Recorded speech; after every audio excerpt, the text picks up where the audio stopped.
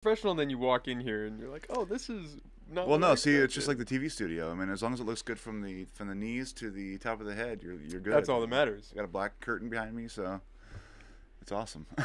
So how long have you been recording with PBS and with Keith? I've been doing Headline Humboldt for so there's this is the third iteration of the show. It originally started out as North Coast Perspectives, and I did that for about a year, and then that was just an interview show, and then I had simultaneously started the show Conversations, which was so I'm not even exactly sure what the hell the difference was, but we had two shows.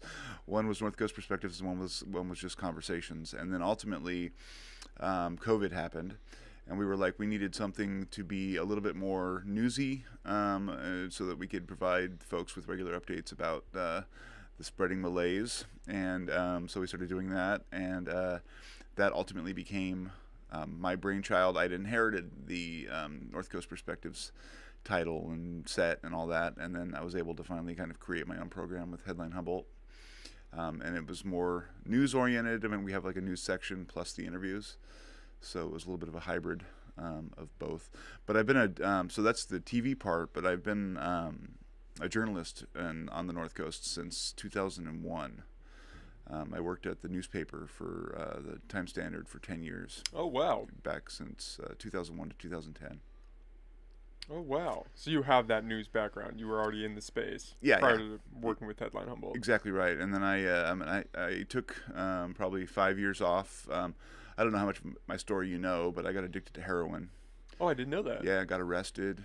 Yeah, yeah. So That seems to be a recurring theme. We just had um, Brian Hall from the Eureka Rescue Mission, uh-huh. and I think it was, I don't want to misquote him, not meth. He was using and Yeah. turned his life around and is now running the rescue mission, trying to help Yeah, people out helping a and lot of people. bring them out. Yeah, Yeah. he's a great guy. Yeah. Yeah, so mine was a little bit different because I was a journalist and had, won some awards, and I was actually the city editor of the Time Standard, and then That was all prior to using. Oh wow. prior to using. Yeah, I had a knee fracture. I was playing softball back in like probably 2000 or something like that, and I shattered my knee. And I didn't get addicted at that point, but I got introduced to opiates. And over the course of a decade, I took them whenever I could get them, in terms of, oh yeah, that sounds great, kind of a party drug kind of thing. And then ultimately that led to full on crash and burn, shooting up in the bathroom, homeless, arrested, that kind of thing. And then I quit, and that took a while. But about 2015, I finally got clean, and 2017, I got hired at Keat, and they hired me knowing that I was a journalist and I had that background, but I think I needed to prove myself as a stable, law-abiding citizen again. So I did that for a year or so. I did traffic, which is basically scheduling commercials and stuff for on air. And then slowly the opportunity arose for me to do some on-screen work, and then eventually evolved into the show. You just took the opportunity and ran with it. Yeah, no, I loved it. I wanted to do that, and then they had a situation where the host for interview with Representative Huffman couldn't do it, and so I stepped in, and they loved the results. And then it was just a couple of weeks before they were like, "Let's do this all the time." And so you said it was it meth? What was Heroin. heroin? Okay. Heroin. Yeah, yeah. And that arose out of the softball injury. Rose out of the softball injury. Yeah, I've pretty much come to realize that addiction in a lot of ways is like an allergy. I think that for some people, you try something once, depending on what the drug is, and one person can take it once and it doesn't have any effect. Another person can take it and they're almost instantaneously like enthralled with it, and that's kind of where I was. I'd always had issues with anxiety and social situations, and I found that I was much more comfortable with the edge knocked off with a little bit of drugs, and that slowly became a coping mechanism. Well, and I'm always, fascinated by the idea that it seems as though a lot of injuries predicate drug use. You get injured, get prescribed whatever painkillers, and the ball gets rolling. Yeah, I think that unfortunately, it's kind of a catch-22 situation because there's people who get injured and they have a lot of pain and they need help. Yeah, You what are you know, gonna do? Just sit in yeah, pain? watch them suffer and not give them anything. But there has to be an acceptance that a certain portion of the population, once they're introduced to that, are going to have a real hard time walking away from it. And then there's also the fact that if they're on it consistently for a while, no matter what, they're going to get addicted because just naturally having that stuff in your body over time, it becomes physically, you become physically dependent upon it. And then once you're in a situation where, if you wake up in the morning and if you don't have a particular thing, all you can think about is that thing and you feel like total dirt, you start doing things to get it because you can't imagine living without it. Now, one of the things I was able to do as a result of all of this was when I started up at Keat, I proposed a documentary called Addicts Among Us, which was basically, I wanted to show people that it wasn't just homeless people or people with, who were really, really poor or sort of the typically marginalized people who get addicted to drugs. It can be anybody. And over the course of my recovery, I had met lawyers and judges and police and every walk of life you could imagine who are in recovery, who had experienced addiction.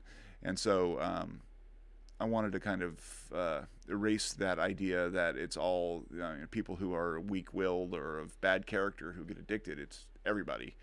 And wanted to make people, sort of be able to talk about it more. So we did a documentary talking about how, addiction starts, about its relationship with trauma. A lot of people who have trauma find themselves attracted to opiates and other drugs because it allows them to sort of deal with whatever PTSD they might be dealing with, allows them to sleep, deals with a lot of those symptoms and makes them feel more confident.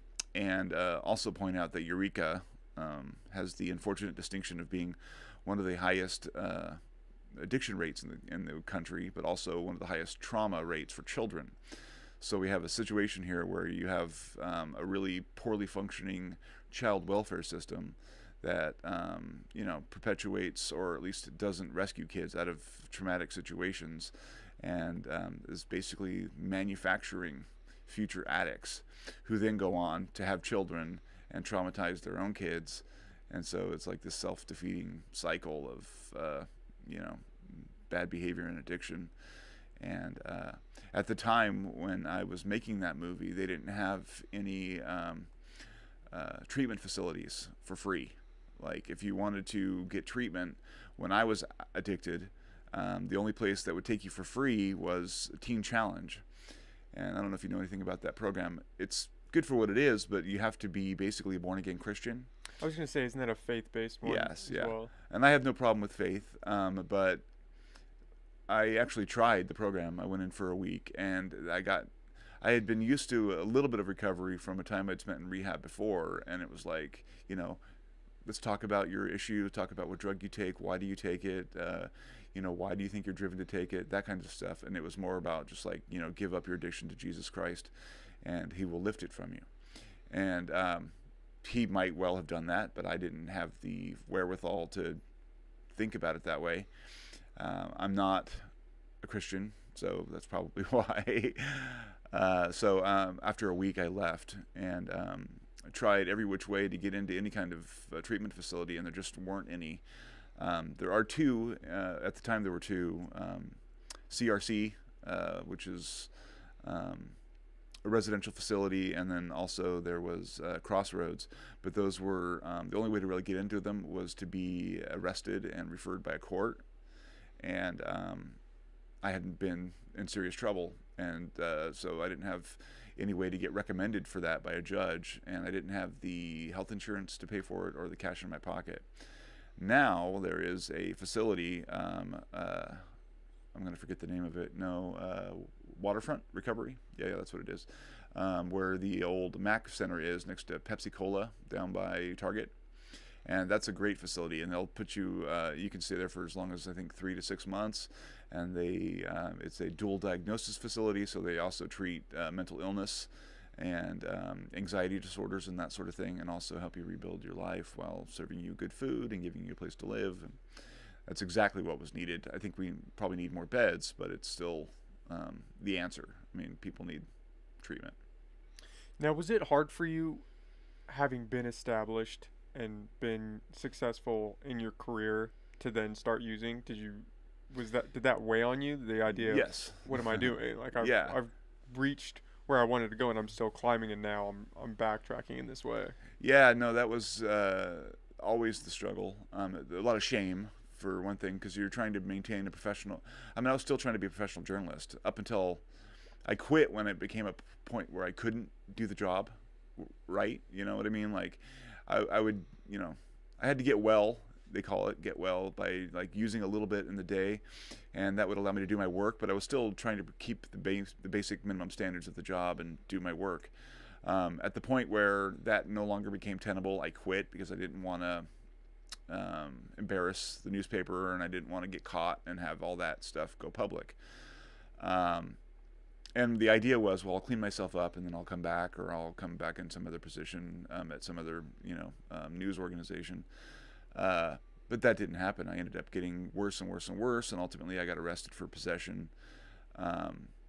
And that's when the real struggle began, because I had thought that if I quit the newspaper and left, then when I got arrested, or if I ever got arrested, it wouldn't be a big deal. It's like, okay, he's no longer that, so that won't be an issue.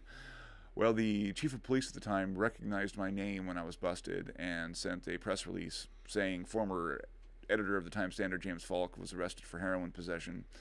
And it became, an immediate thing. It led to Channel 3 News. It was above the fold. And the Times-Standard, the Journal, had a cover story on it. It was just like, bam, there it is. And so that was really, really hard, especially trying to get better, because I had to forgive myself, and I had to also become okay with the fact that some people were just going to judge me no matter what. And a lot of people who I thought were close or friends, some of them didn't want to have anything to do with me at first. And so there was a lot of adjustment to figure out who were really friends and who weren't. And for the most part, I mean, I'm back in terms of my reputation and all that kind of stuff. Like, I eventually rebuilt it all, and but I have a better sense of what's real in terms of the relationships with people that I have. But yeah, no, that was very difficult, because every time I went somewhere, people would be like, "Oh yeah, you're that guy. You were doing this, and then you got busted for heroin," and yeah, it was just hard. Yeah, hard to shake that. Yeah, it was definitely hard. And a lot of people assume that once you're addicted to a drug like that you're just lost, and that's not the case. But for people who don't have any experience with it, or like to think that they're not an addict because they're somehow superior to people who are, they're just forever going to judge you, and that says more about them than it says about you. But it's a hard thing to realize when you're used to a certain level of respect from your peers and whatnot. Now, correct me if I'm wrong, but morphine is basically heroin, right? Yeah, I mean, the history of that is that morphine was first, and it was highly addictive, and a lot of people got addicted to it. And then so I think it was a European chemist thought, well, I'm going to invent a type of morphine that's non-addictive. So he invents heroin. And sure enough, it helps people get off morphine. But they Then you're become just stuck on heroin. you're just stuck on heroin. Yeah. So heroin was meant to be the answer for morphine addiction. That didn't work out. And yeah, same family. And so are all your codeine, hydrocodone, which is Vicodin. All those are from the poppy plant. Now, Papaver somniferae. so what is it like being on heroin? Are you still productive? Is it just kind of conk you out and you just are kind of passively there? So- Because that's the idea, right? Is you see the image of somebody sitting on a couch just zoned out with a needle in their arm. Yeah, that's not how it starts. Basically, usually people don't start shooting it. Like I started smoking it. Like you take a little chunk and put it on a piece of tinfoil. And I originally had gotten addicted to pills, like from the pain pills, and it's all the same family. So basically what happened was I had a steady access to Vicodin for a long time. And that's when I was at the newspaper for the most of the time I was there, the last 3 years that I was using at the newspaper. It was just a couple of Vicodin pills a day, and it was like, oh yeah, life's better with these and without these, so why not take them? Eventually, it gets harder and harder to get those pills. And at the time, there was sort of an awakening, both here and nationally, to the reality of the pharmaceutical pushing of pain medication. That was right when OxyContin was breaking huge, and so those drugs dried up. And unfortunately, if you know the right or the wrong kinds of people, you can get heroin on the street. That's a lot cheaper. It lasts a lot longer, and it's just available more so than the pain meds. The problem is that you get a lot higher, and then you also get a lot more addicted, and then it's an accelerating process. So you start by, like, I basically woke up sick and hated that feeling, and then I was in a band, and I've been a musician for years, so I have always known people who were kind of like, oh yeah, I can get this or I can get that. And one of my musician friends knew where to get Oxy, so I was doing Oxy for a little while. And then it was like, this is so expensive, let's just pay $20 and get this little black piece of tar that you can throw on a thing, and then you're well for the whole day. Well, that's worked for the first couple days. And then you smoke more, and it eventually becomes an issue. Now, I was hanging out with people who are obviously maybe not the best character. Not that heroin users aren't of good character, but these particular gentlemen weren't, at least at that time, weren't thinking clearly or whatever. Anyway, one guy at one point says that the only way, I didn't have any money and I needed to get some heroin because I was really sick, and he's basically like, the only way I'm going to give it to you is if you shoot it up.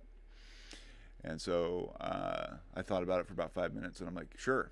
So he shot me up in my neck the first time, and it knocked me on my ass, like you talk about, where it's just like, and that was the first time I did it, and the only time I did it for a while.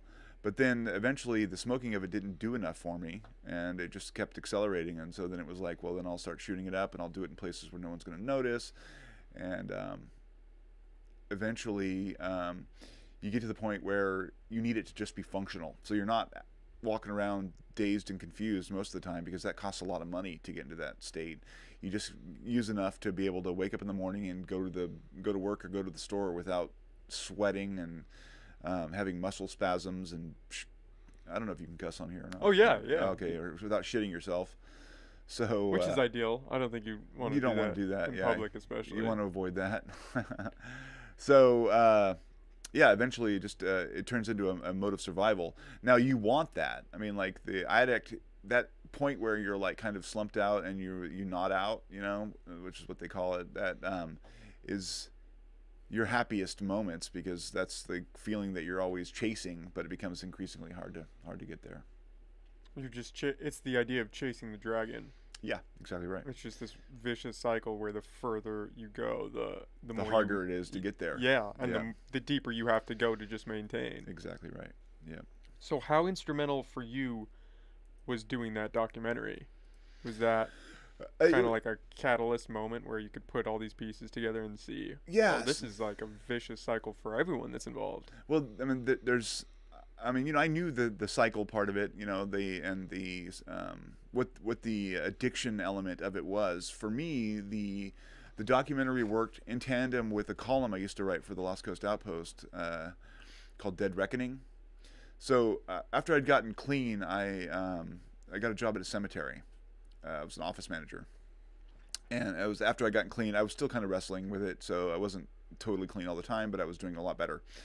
And I started writing this column for the Lost Coast Outpost, and that was when I got that column. That's when things turned around for me. Like I basically used it as like a form of therapy, and this what's led to the later documentary is that I wrote a lot about trauma that I'd experienced as a child, My dad was a paranoid schizophrenic, and did the kind of shit that crazy people do. And so writing about that, and then it started with the cemetery and like dealing with issues of life and death, and sort of set the tone for the column. And then I basically explored all my issues in this column that I did for 2.5 years. I'm sorry to interrupt you. Can you pull that out just a little bit away from? Yep, perfect. Yeah, okay. Yeah. So basically, that allowed me to plumb my own kind of depths and figure out like why I was driven to use, and kind of figure out my own addiction. And so by the time I got to the newspaper, I had all of that. I had done a lot of thinking about it, and I had a lot of energy put away into trying to take it all apart and like figure out how I'd ended up where I was. And I knew I wanted to do a project. And at the time, I thought it was going to be a book. But then working at a public television station, I was like, well, maybe I can propose it as a documentary. And that's what we ended up doing. And I did enough research to figure out that the trauma element of it was something that happens to most people who are addicted. And so I was able to kind of connect my story with a couple other folks who were also in the documentary. And we got significant amount of grant money from various local institutions who were kind enough to chip in. And I think we connected with quite a few people. We won some awards, and that was really the point where I felt like I had taken this experience I had and turned it into something valuable and worthwhile, in terms of this documentary and my story, and mainly freely communicating that, yes, I was an addict, but that's not all I am, and that I can use this experience to help other folks and maybe improve the situation a little bit. And by doing so, I got my confidence back in terms of journalism, and led to the show that we've been doing for a couple of years now. Well, and that's another aspect, right? You talked about the trauma, and when you were referencing the child trauma, is that in relation to just like social services, kids in the system, kids in general? Any kind of trauma. Basically, like any kind of trauma that makes it. When you experience trauma, and if you don't process it, or if you don't have the help that you need, a lot of times it becomes it expresses itself in various It manifests. Yeah, it manifests in anxiety and antisocial behavior, and not being able to focus, and a lot of the things that when you see troubled kids, a lot of what you're seeing on the surface is the stuff that comes from trauma. And so I had not had those symptoms as much. Like, I was fine in school, and I mean, I wasn't the best student, but I wasn't the worst. But I certainly had a lot of anxiety. Like, sometimes it was crippling. And what I was doing with the opiates was the same thing I'd done in college with weed and beer, and what I'd done in high school with weed. It was basically self-medicating.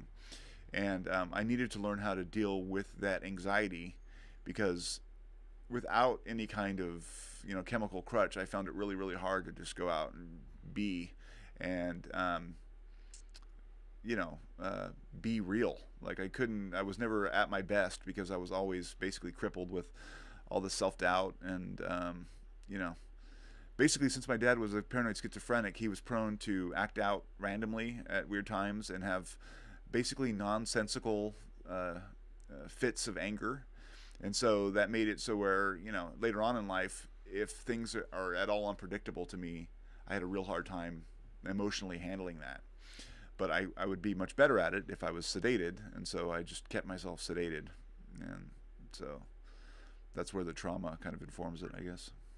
Just looking for that escape. Yeah, and trying to be normal. I mean, again, it's like all anybody really wants is to be able to live their life and be happy and not be burdened by the swirling, whatever you want to call it, the doubts and all that. And some people can do that with just by being. Other people need a lot of exercise, whatever.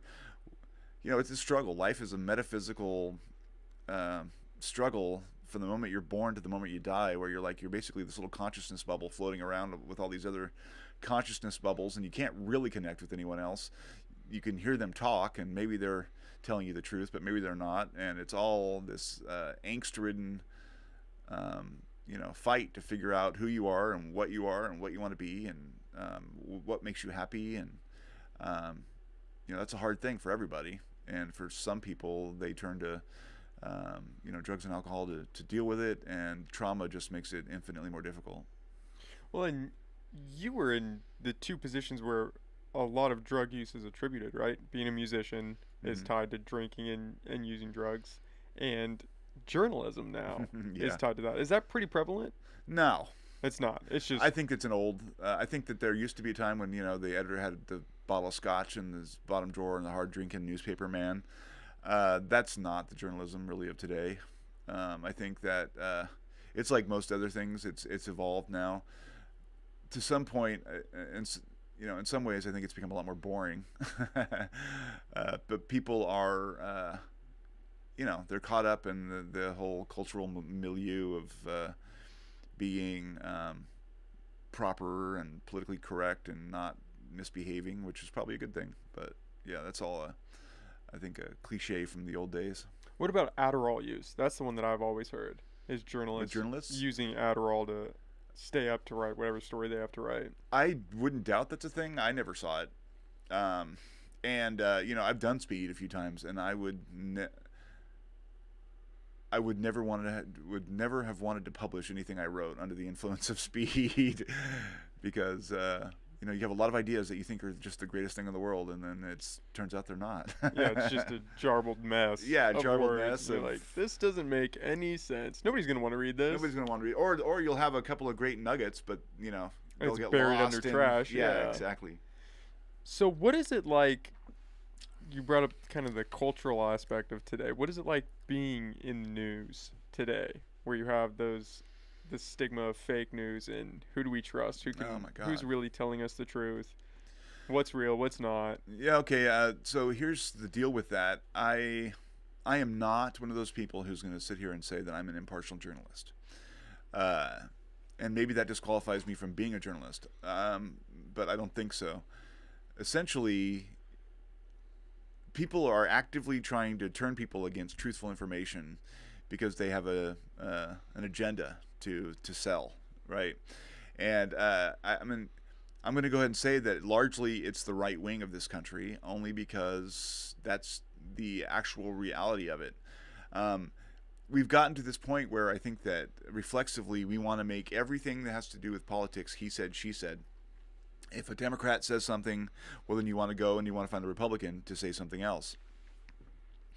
I think that after 2017, when Donald Trump won the election, that paradigm had to go, because there was only one side. Now, I'm not saying that that Democrats have a monopoly on the truth, but in terms of the party structures, one turned against the truth, and the other continued with the same kind of Weasley games that it always played, which is, I'm going to tell you half-truths, and I'm not going to be fully forthcoming about what our problems are, but they still have a fundamental relationship with, like, data and what's real. Like, if anything, they try and skirt the edges, but they're still dealing in the real world.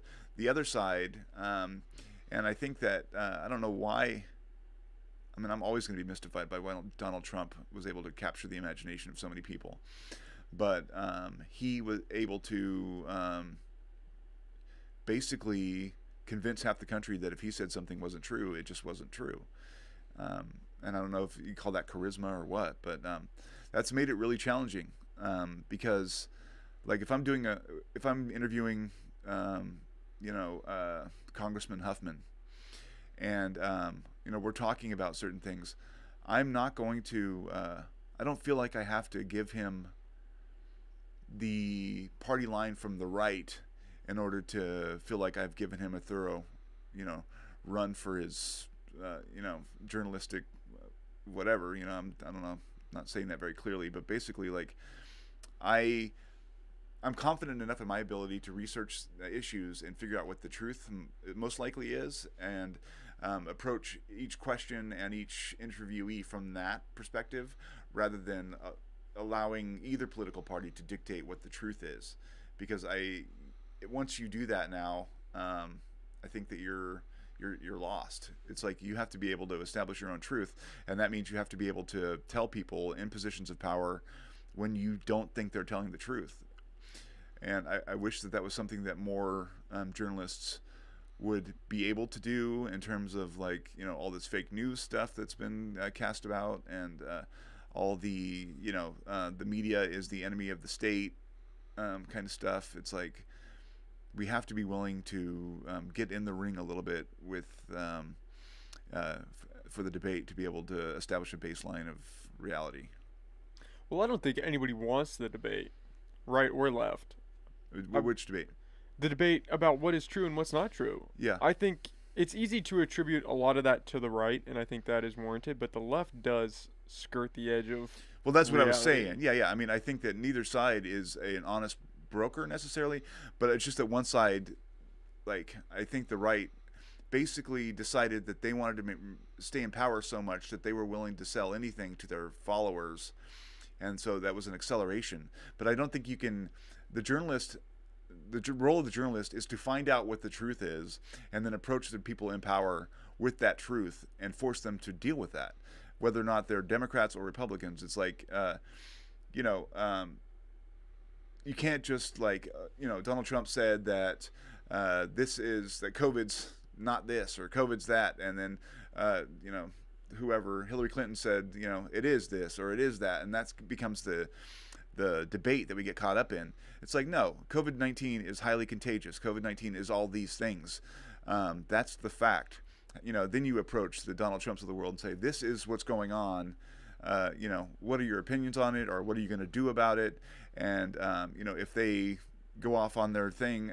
The other problem about all this is that we have media organizations who cater to either side now, which Well, that's all they do. Exactly right. I mean, some of them, there are still, I think there are still organizations out there who are trying to be honest, reporters of the news.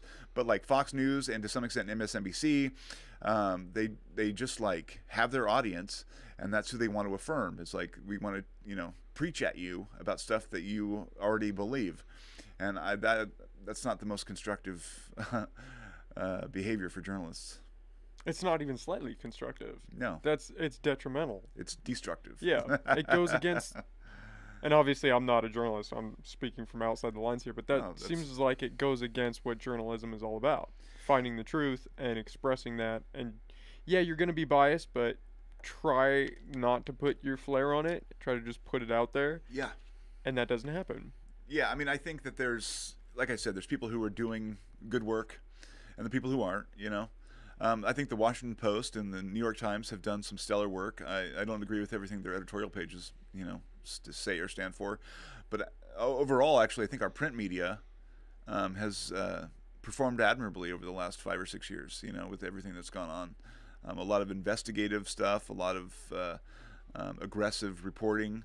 I think the cable, TV journalism has been problematic because they end up chasing the sensation, anything that'll get people to lock eyes on the TV screen rather than, actually search for real problems.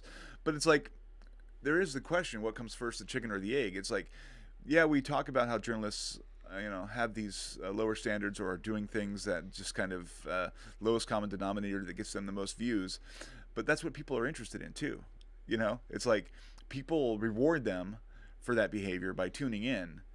So to some extent, we can blame the media for the state of, our national debate, but we also have to kind of take a look in the mirror. It's like, well, what are we as a public interested in? And that interest is conveyed to the news by eyeballs. And so, if we really wanted to fix it, then we would just stop watching the crappy stuff and force them to give us something more, substantive. But people don't want to do that. People don't want to do that. People like what they like, and that's like Fox. Fox has a business model where they have basically a 40% of the news watching population totally captive to their content because they're the only one delivering it.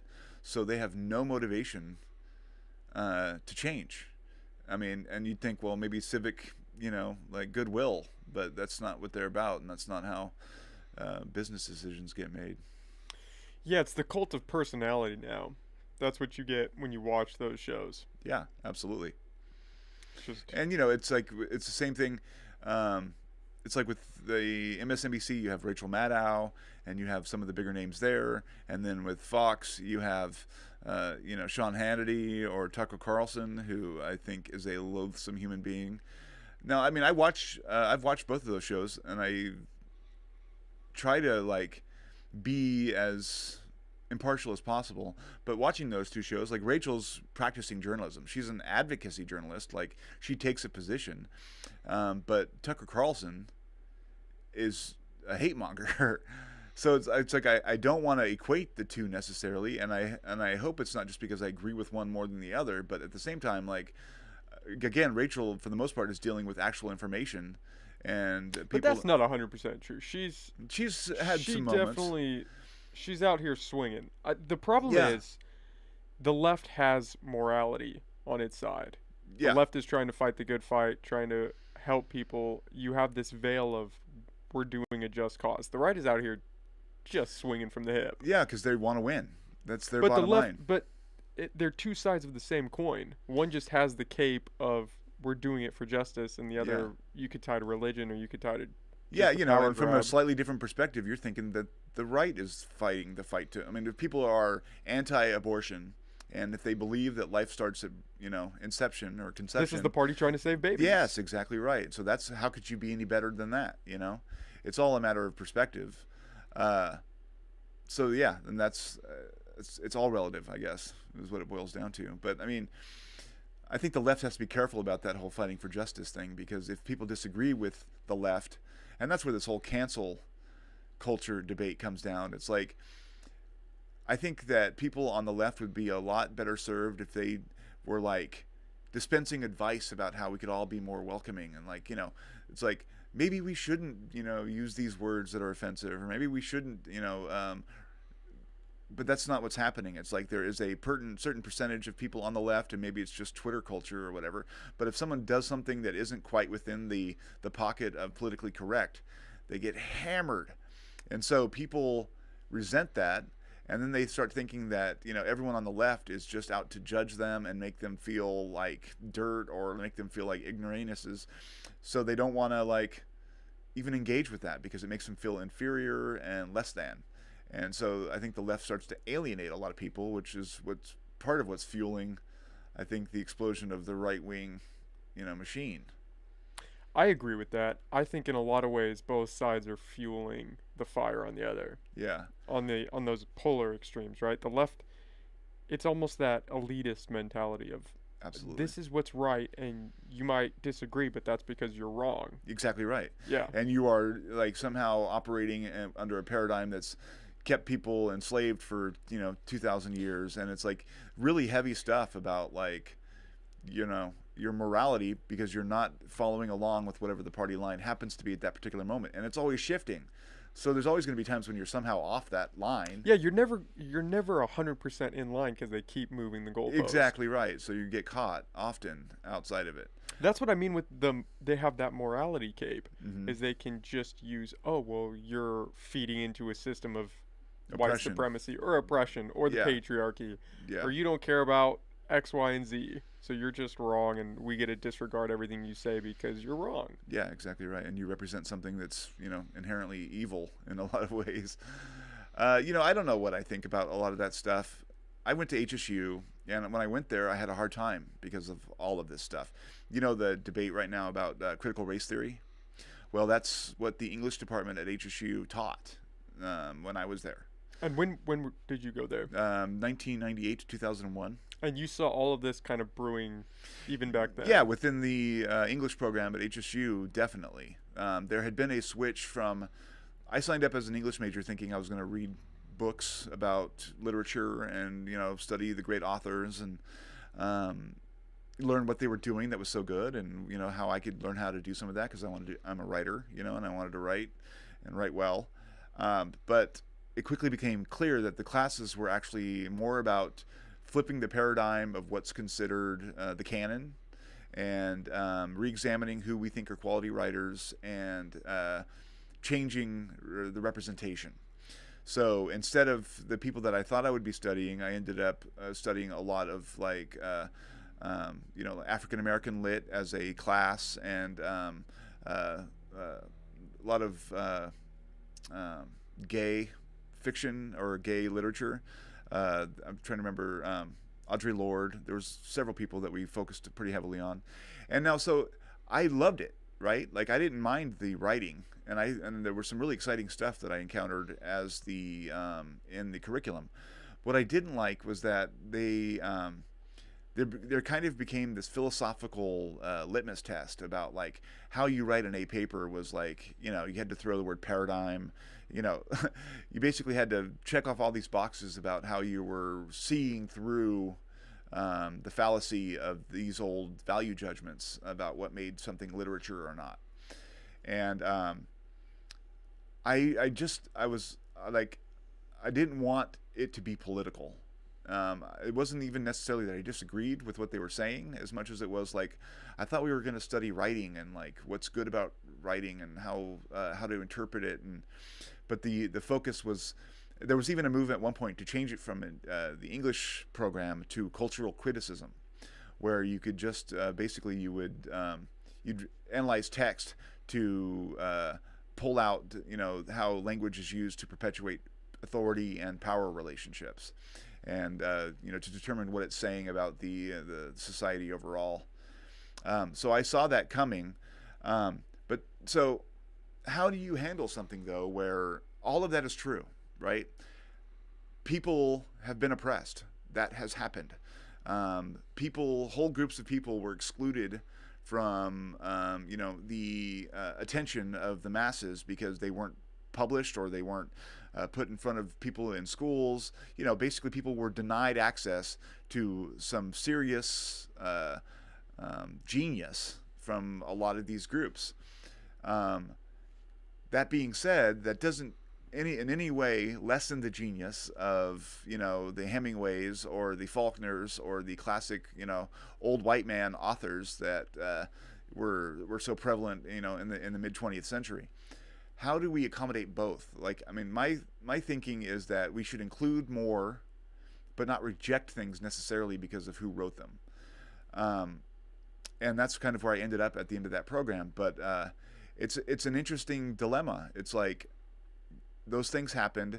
To some extent, that needs to be ameliorated. The canon needs to be broadened. But how do we do it in a way that isn't just knee-jerk and doing the exact opposite thing, where you're just now excluding a different group of people and including, the formerly subjugated or still subjugated? I mean, and that's the thing. It's like those problems haven't gone away. I mean, the police shootings still happen. Like, there are still real impacts of racism on this country. How do we handle that in a real way without alienating, most of the country or the white portion of the country? These are heavy, maybe unanswerable questions. I don't know. Well, it's difficult in that nobody wants to acknowledge people are not black and white. Mm-hmm. That there is a good and there is a bad. Like, take George Washington. There was a time where people wanted to cancel him because people still do. Yeah, because of his ties to slavery. Yeah.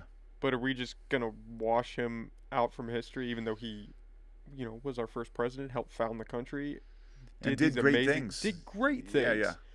We're just gonna wash that because he was in a time period that we don't understand and did things that we can't relate to.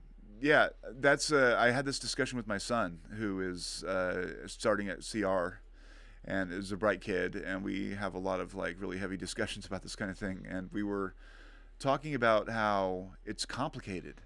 And that's really what it boils down to. It's like nothing is simple. People are not simple. Their motivations aren't simple.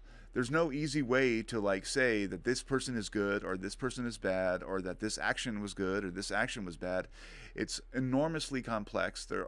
So like, you look at Washington, you look at Jefferson. I mean, Jefferson had a baby with his slave, right? Like, and he would probably say he was in love with her, but whether or not she was in love with him, she wouldn't have had a choice. If he wanted to, he was going to. They've found the DNA among his slaves that he certainly fathered children with Sally Hemings. Does that mean that anything that he ever did, or any act or word that he wrote, is somehow from that point on corrupted? I mean, this is the guy who wrote the Declaration of Independence, which established, Pretty important document. pretty important document, and inspired millions, the world over. But he had this thing that happened. I mean, so I guess from my mind, you have to, acknowledge the things that he did, and that he was not the perfect person. He's not the godlike, founding father on the hill. I think we need to do away with that notion that these people are beyond reproach, which I think that sometimes now there's this culture of worship around the founding fathers. It's like with originalism and the Supreme Court. It's like they deify these movements and the history, when they are human. So they did things that were good, they did things that were bad. They were both inspired and sometimes scandalous. They're just like every human being that's alive today. So you have to take the good with the bad. But people, it's not easy to do that, because you either want to root for a side or you want to root against a side. And that's where those debates have ended up, It's sad. Yeah, it is. It's a sad time for discourse. It is. And for history. That's the crazy thing, is most people don't even understand history, myself included, for the most part. And yet they just pick these points and attack them and want to tear them down. And it's back to the moving goalpost thing. There's never enough.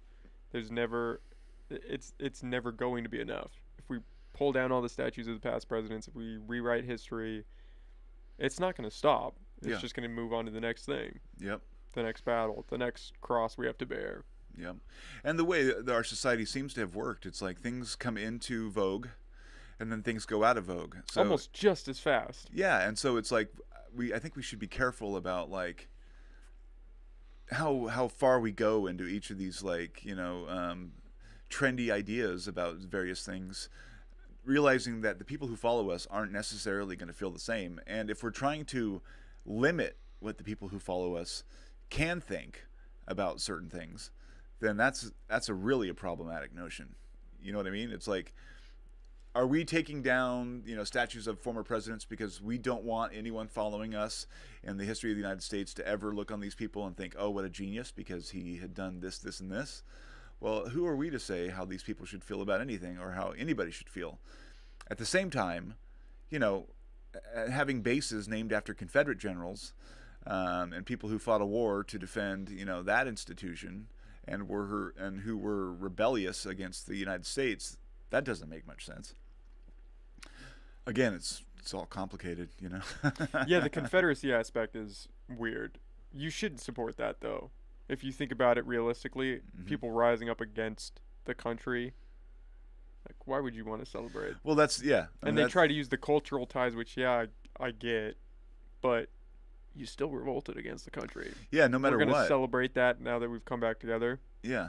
Well, and if you think about it, I think that with the whole Confederacy thing, allowing that stuff to, fester, basically after Reconstruction, Andrew Johnson realized, or didn't really want to, make the South kind of become more like the North philosophically, so he kind of just went hands off, and then that led to a bunch of awful stuff, including the Ku Klux Klan and lynchings and all that. But basically, we let them develop this kind of perverse civic pride in the fact that they had tried to rebel and had failed, and that, I think, led directly to the establishment of white supremacy in the South for the next 100 years. I think that directly ends us up where we are right now. I mean, I think that what we see as the with Charlottesville and the insurrection at the Capitol building and all that, I think is directly descended from the defeat of the Confederacy. I think that it's all one intellectual movement that is basically thought that it was, I think it was kind of subterranean for people for a long time, but then Donald Trump gave expression to a lot of those ideas, and I think that a lot of people who weren't voting, who felt disenfranchised, suddenly rallied to his cause, and then you have 30% of the country right now who would prefer this were a white Christian ethno-state, 30%. Well, maybe not. That's an exaggeration, but I would say 15 to 20 of Republicans right now are fully behind the idea of Christian nationalism. Yeah, but do you think they want that tied to race as well? Or you think that they just want the religious aspect back in place? I don't know the percentages of how many of them are truly racist, and I hesitate to put a number on it. I would want to think that it's small. I would want to think that, but there are, so that's an interesting question because there are people who are racist and don't know they're racist. And what I mean Is by that like that's a slippery slope. Is that like the microaggressions thing? No. Okay. No. Microaggressions is irritating garbage. Do you subscribe? Okay. Yeah. No. We're on the same page with that. Yeah. I mean, people go to college. They used to go to college so that they could defend their points of view against all comers, right? Like, you go to college and all of a sudden you have all these different peoples of all these different opinions, like in a debate, and you have to defend your position and, like, come off looking like you know what you're doing. That's what getting a college education was about. Microaggression suddenly becomes, well, I'm offended, so we're not allowed to talk about that anymore. Shuts down conversation. Yeah, that's just garbage. I have no tolerance for that.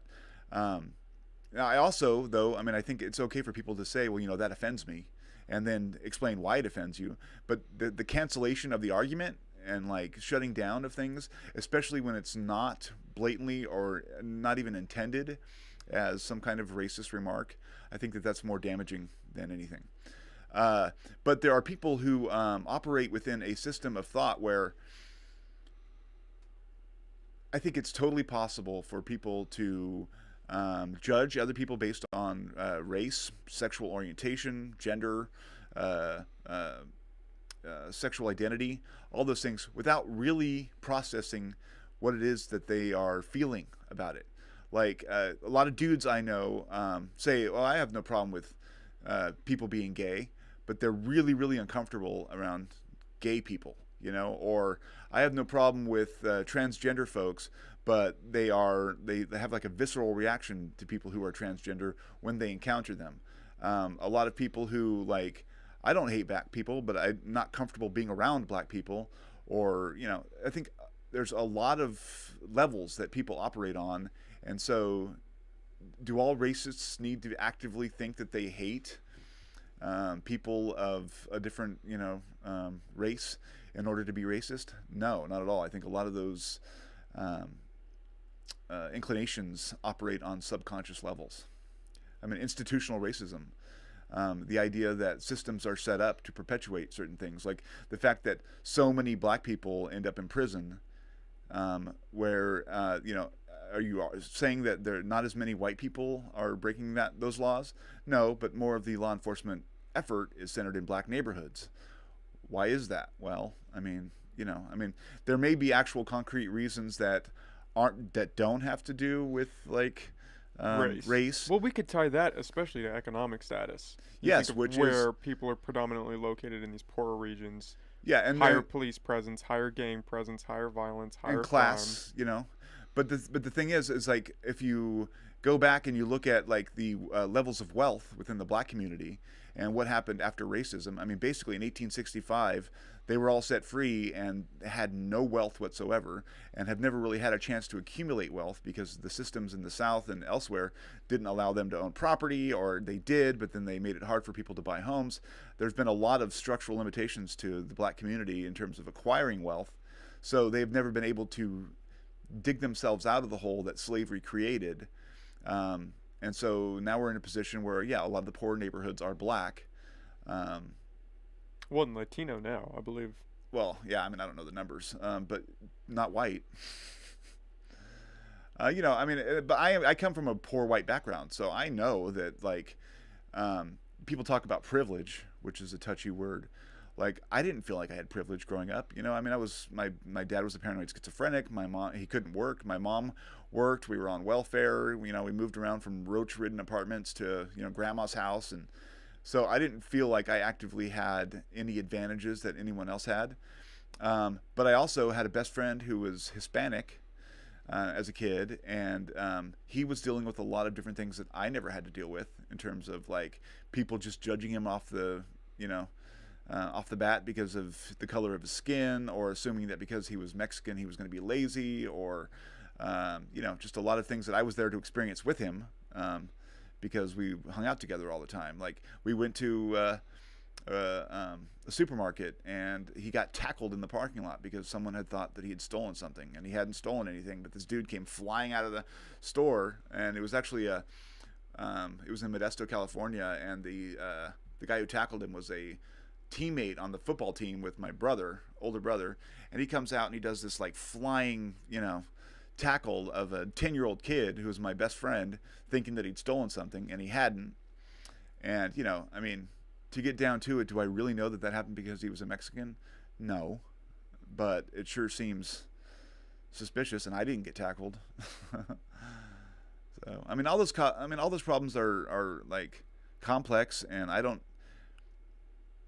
I can't pretend to know the answers to whether or not, I mean... I don't think anybody knows the answers. No, and no one does. The point is just having the discussion. Yeah. That's what seems to be lost today, is we can't even talk about it. Exactly right. And I think that we need to all be real. It's like, what do we really know and what do we suspect about this stuff? I mean, I think that the number one thing for my mind is just to be compassionate. Like, to understand that both for people who are poor white and poor black and people all over the middle, it's like... everyone is struggling with something, and I think that it all boils down, hopefully, to our common humanity, and maybe focusing on more of our commonalities than our differences would help solve those problems. That's my fear, is that this rise in attributing everything to race and acknowledging race is just creating a bigger divide between everyone. That instead of actually solving some of these problems or addressing these issues, everything now is a race-based problem.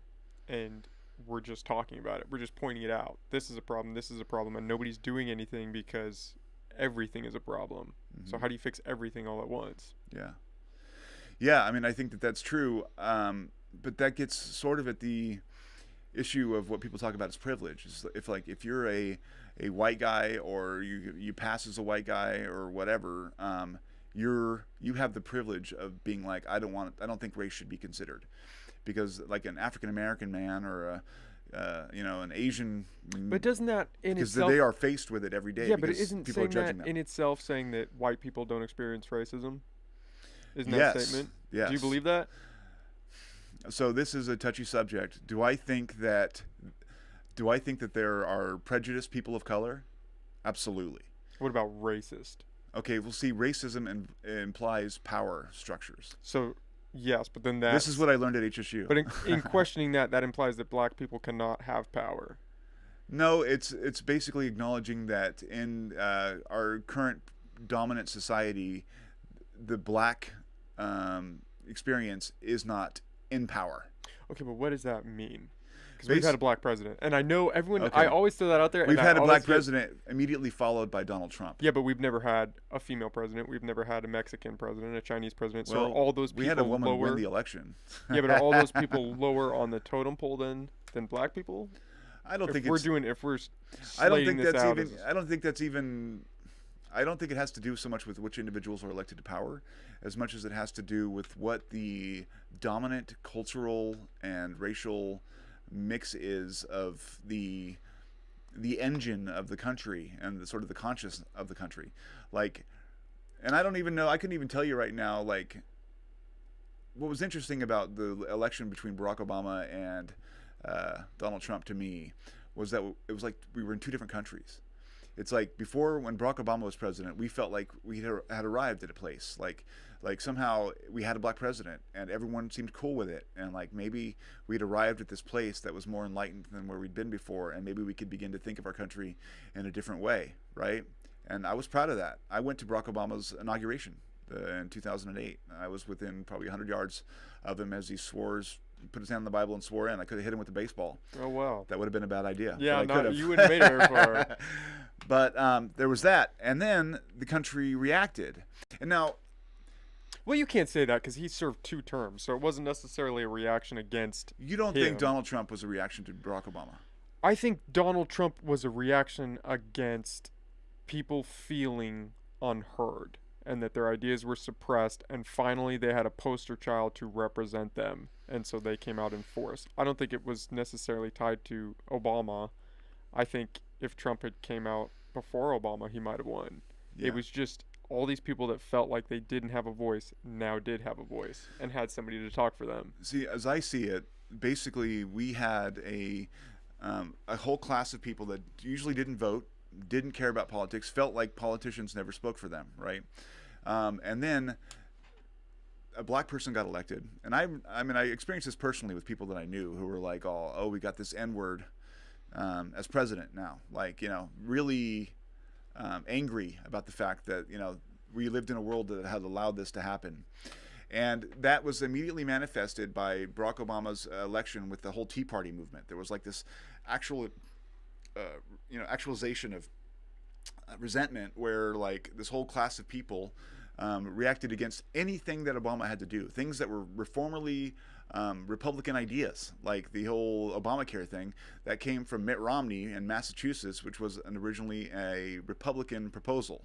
So no matter what Barack Obama did, there was nothing he could do that would be approved of by the right. And I think that was absolutely because he was black.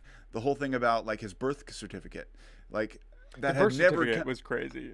yeah, That was pretty crazy. And it's like, you know, his name Barack Obama, he had to be Muslim, like all these things that had never been said about a president before because he was black and his name was Barack Obama. And so we had 8 years of that, and virtually nothing got done because the Republican Party said that we're going to focus, and Mitch Turtleman O'Connell said that I'm not going to.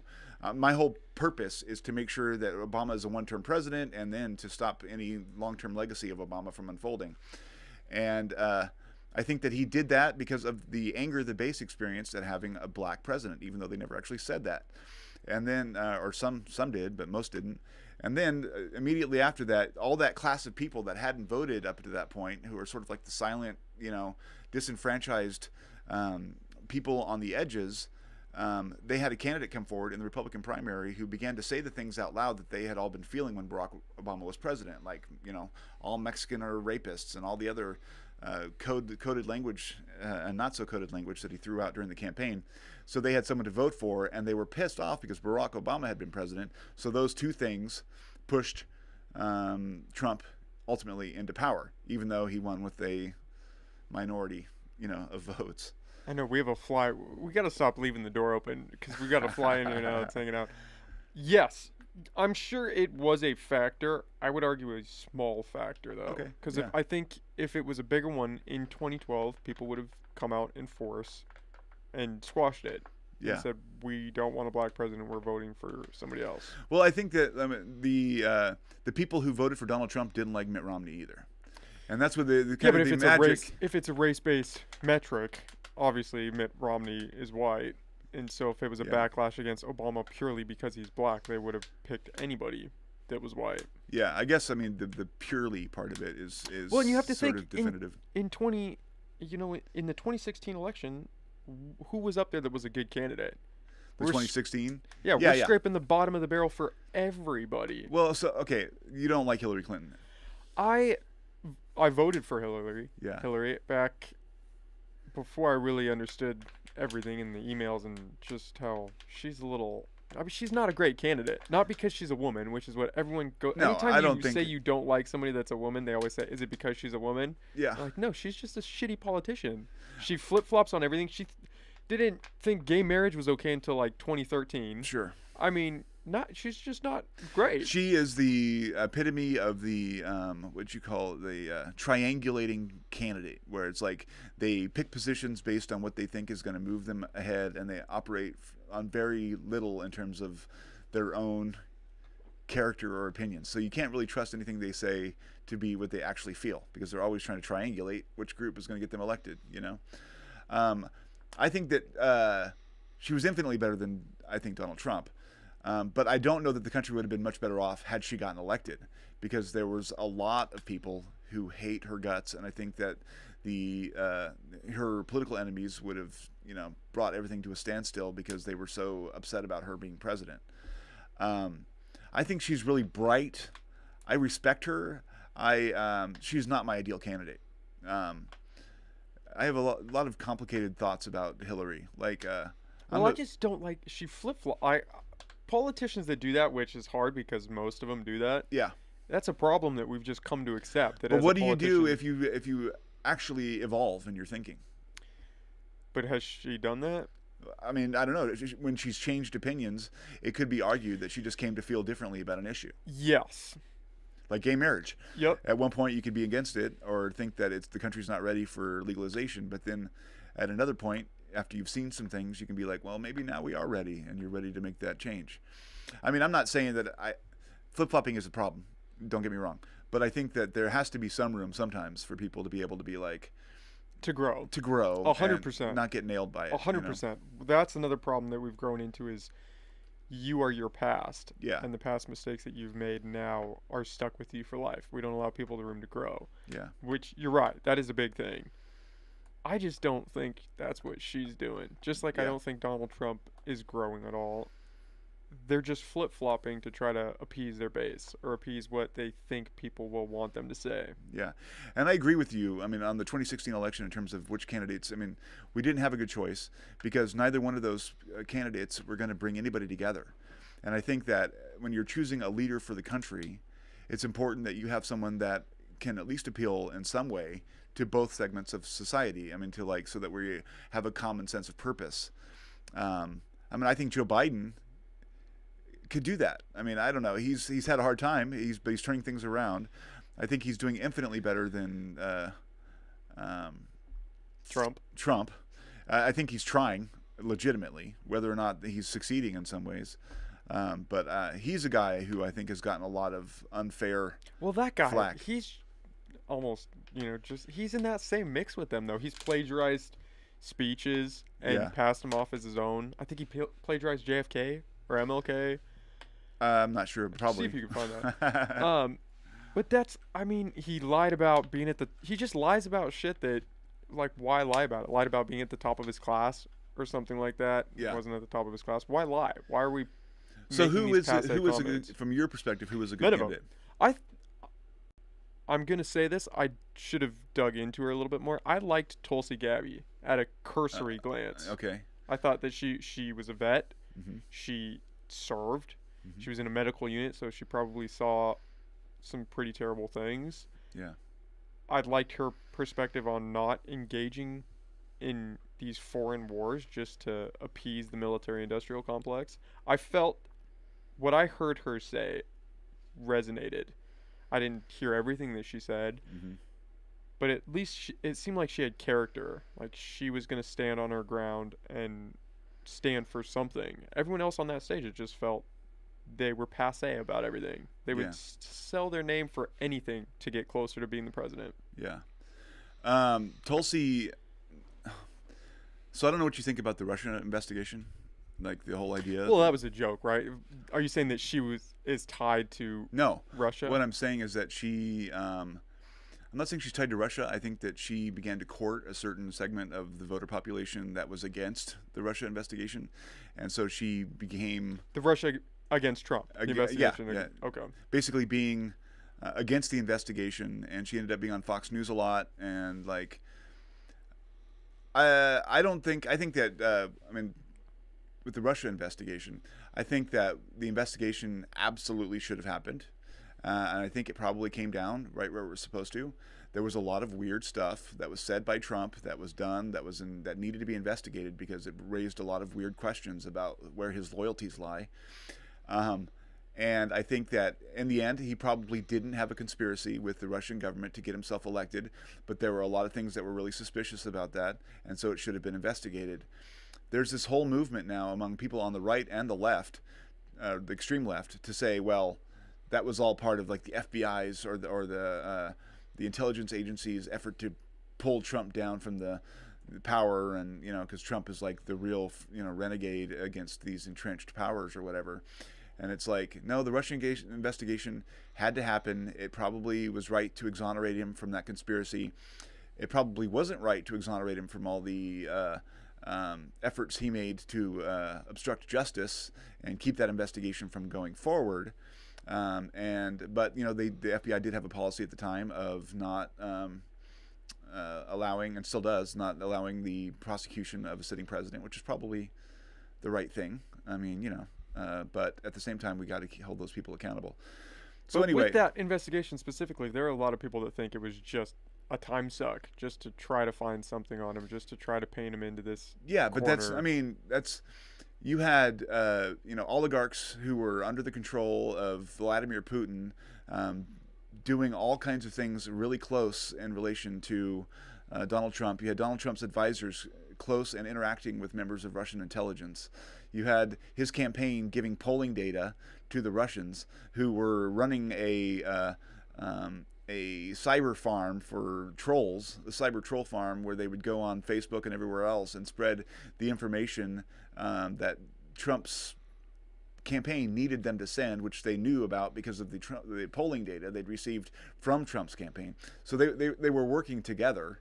Manafort gave a member of the Russian intelligence valuable data about what they were seeing, what issues people cared about in the battleground states that Russia later used with this trolling, farm.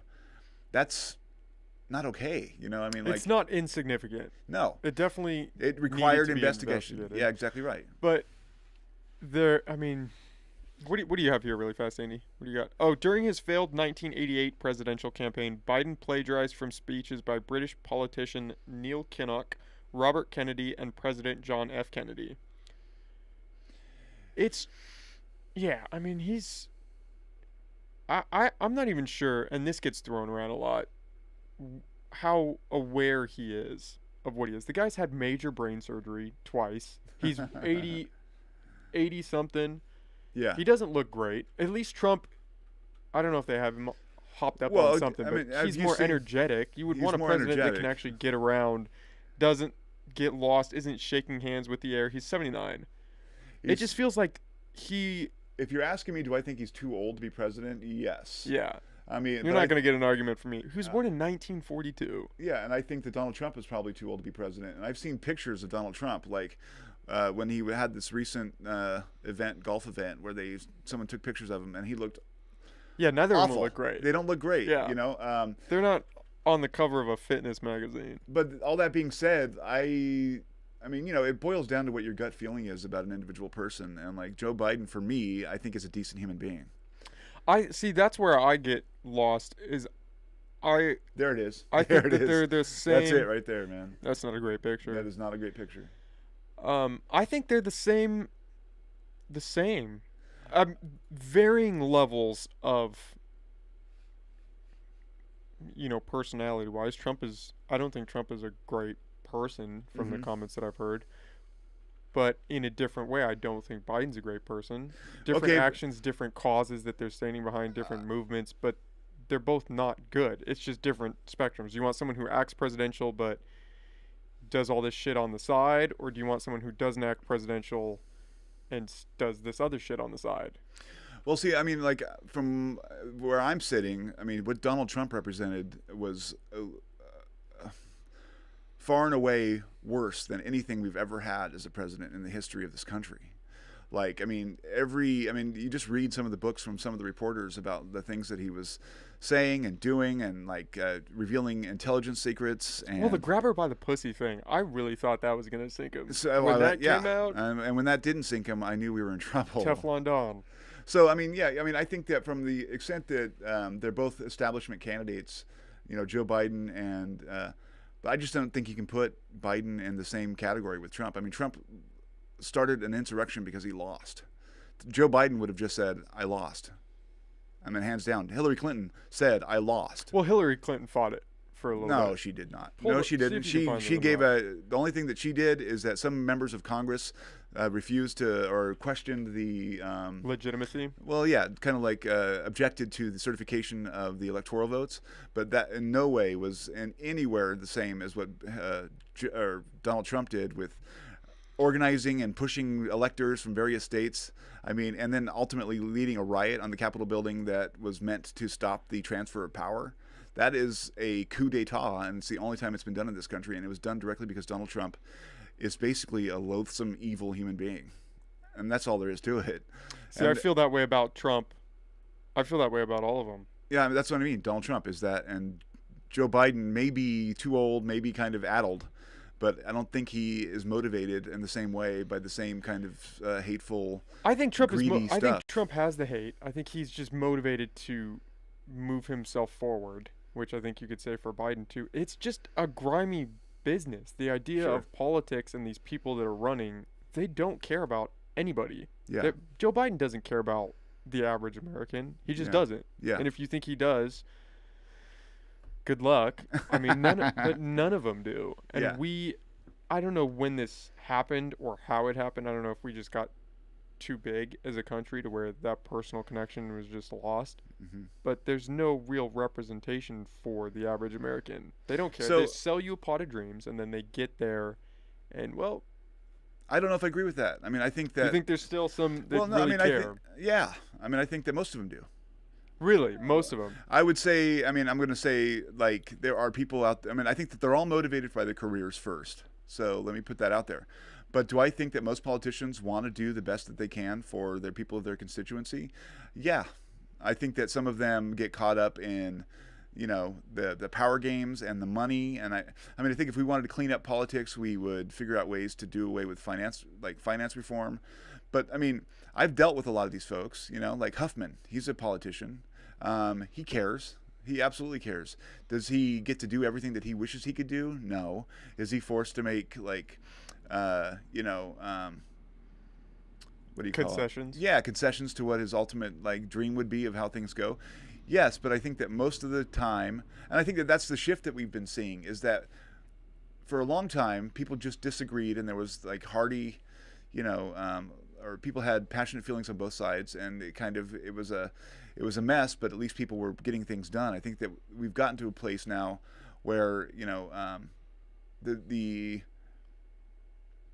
environment has gotten so bitter that there's less and less ability to compromise, and it becomes more about just winning than about getting anything done. And so, do I think that? I mean, I think that it's been gradually skewing towards more power game kind of stuff. But for the most part, I think that a lot of those people would like to stay in power, their number one motive, and then they'd like to do good for the people in their constituency. I mean, maybe I'm just No, it's pie funny. in the sky kind of stuff. It's funny but- hearing you say that because normally I'm the one that's over here saying maybe I'm a little too idealistic, looking at this with rose-colored glasses. But you might actually be in that situation more than me on this topic. I think that a lot of people start with the pure motivations, and maybe they end up away from where they I would believe like that. to be. Yeah, I believe they might start that way. Yeah. And then down the road they just get bought or somebody gets dirt on it. Well, I don't you've know got how to figure out works. that they're all rationalizing the decisions they're making.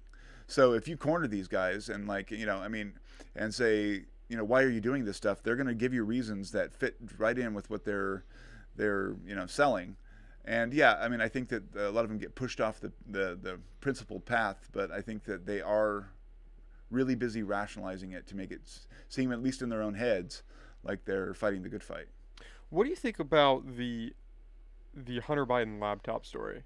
I think it's garbage. You think it's garbage? I think the Russian intelligence sold it to Rudy Giuliani. Anything Rudy Giuliani touches is garbage. But they have authenticated that it was his laptop. Who I think the FBI has authenticated that it was his laptop. I'd like to see that and see if you can see find if they that. I want to say that. Anyone in the FBI absolutely says that was his laptop. And the chain of custody, it may have been his laptop, but the Russian intelligence is really good at taking things that are genuine and then putting false information in it. But see, you seem so skeptical with that, and yet the Russia-Trump connection was you were pretty hard passed on that. Yeah, well, and the other reason is why I don't really give a shit about Hunter Biden's laptop. There's nothing in that says that Joe Biden was. Well, there are some emails in there that allude to Hunter Biden kicking money up to Joe Biden for connecting, Chinese business tycoons with him. Yeah. And they have email correspondence showing that. How authentic that is, I'm not sure. It is. It claimed. Who's it? The New York Post. Well, that's where I was going with this. Is the conservative newspaper owned by the New York Post? Yeah, owned by what's his name from Fox News. The New York Post is owned by the same guy who owns Fox News. See if you can find that next. Wait, I wanted to read that. Can you go back for a sec? It claimed that a laptop abandoned in a repair shop by Hunter Biden. Oh yeah, this is an old one.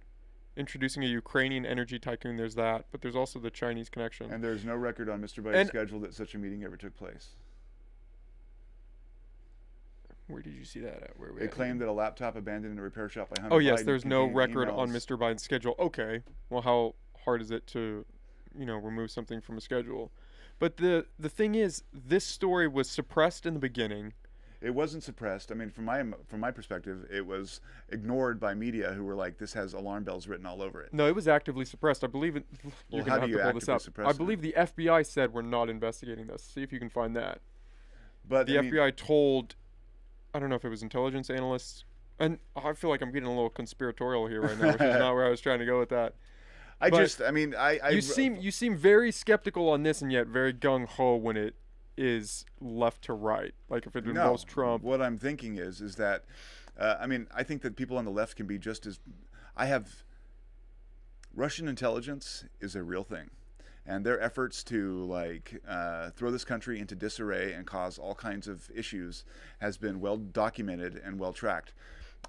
When Donald Trump got elected, we had this whole fallout happen where all the people in the intelligence services and the FBI were suddenly like deep state, and they're all out to get Trump, and all the appearances of Donald Trump doing something wrong were part of this deep state. So I am skeptical of that whole line of argument because I've researched it, and none of that is true. I mean, it's basically there is no deep state. There were people who were trying to serve there and do their jobs. Some of them expressed political opinions in text between their friends, but it was never this plot to overthrow Donald Trump like they make it out to be.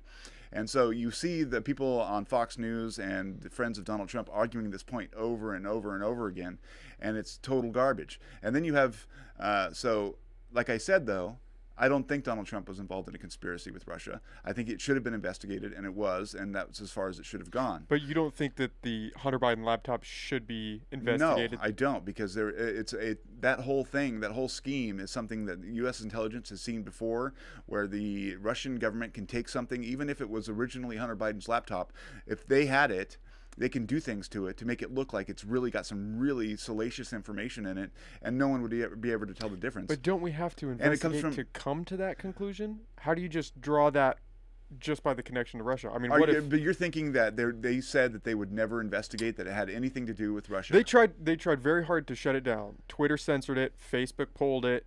Because it was misinformation. But it was identified as nobody misinformation. investigated. How can you write it off as misinformation if nobody looks into it? There were articles out when it first came out, and I can't point you to who the people were, but there was the New York Post is the one that broke the story. The New York Post, which is owned by the Murdoch family. Yeah, which I get. I do get the connection, but don't you think that it at least warrants, just like the Russia investigation warranted an investigation? Don't you think this warrants one? How can we just write it off? Maybe it is a Russian thing. Maybe it's not. I think the Russians would be just as inclined to pull down Hunter Biden as they are to uplift Trump. So what if the information is legit and maybe it did come from some foreign actor looking to hurt the presidency?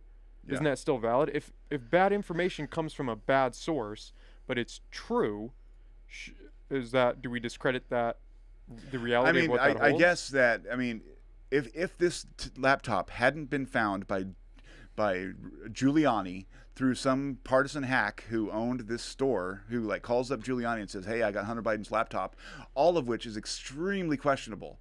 To the point where it beggars belief to think that. And this is the same group of people, meanwhile, who stole Biden's daughter's diary, right, and tried to make that into hay right before the election with Project Veritas, and now Project Veritas is in the process of getting sued and trials and public legal maneuvers because they stole her diary when she was in drug recovery and tried to make that into a campaign issue. And there's this long-running issue to try and discredit Hunter Biden because he's a drug addict. That's the only reason why this is happening. I've seen no fundamentally real proof that he's done anything crooked that should get him investigated. And if there is real evidence, then of course they should investigate it. I'm not saying they shouldn't.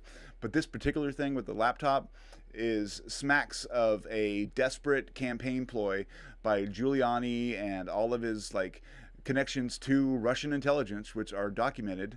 I don't know how you can trust any of that. It just smacks of garbage. Write it off without without any real investigation happening. Well, I wouldn't say don't investigate it. I mean, I'm not saying don't look into it to see that it's. But from where I'm sitting, and I don't have the wherewithal to investigate it or.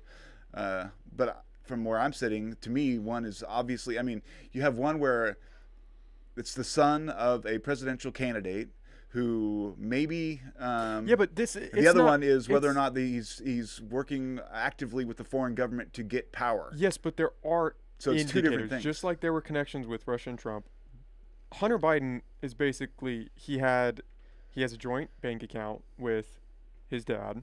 He also was being financed by some China business tycoon, had like a stipend of an insane amount of money monthly, was given a car by $80,000 a month, and Trump so couldn't say it to off say enough. that he's not connected to these powerful people because of his relation to his dad. I'm not saying that. But that does open the door then that there is collusion, just like Trump has connection. Not collusion, my bad. But there is a connection there that I would imagine provides enough legitimacy where we should look into it. Just to say definitively, yeah, I'm not saying it shouldn't have been looked into. I'm not saying that, but I am saying from my perspective where I sit, you don't find I would approach it with extreme prejudice because the facts surrounding it. But don't you think that's a bias going straight into it? No, I don't. I mean, look at what happened throughout the 2015-2016 campaign. Look at the relationship between Donald Trump and Vladimir Putin. Look at all of the things that have been said. Look at Donald Trump in Helsinki basically bending over and taking the ass from Putin for this country and saying, hey, look, like, I know what my intelligence says, but, I don't know why we shouldn't believe Vladimir Putin. Like, he's done things that are just shockingly bizarre for someone who is supposed to be on an equal footing with this guy. Like, I mean, you talk about, like, who's got dirt on whoever. I mean, Donald Trump has acted like a patsy for Vladimir Putin from the very beginning and even up until this day.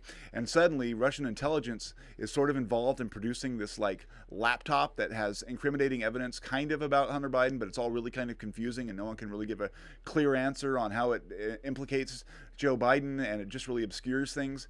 To me, it seems like a obvious intelligence like operation, and sure, we should look into it to make sure that there's nothing in there that's going to say that Hunter Biden is going to sell off American secrets. But then you don't have Joe Biden giving security clearances to his son like you had Donald Trump giving security clearances to his son-in-law, who was pegged as a intelligence risk by all of the intelligence agencies. So this guy that everyone's jumping up and down about, Hunter Biden, isn't even a part of the administration.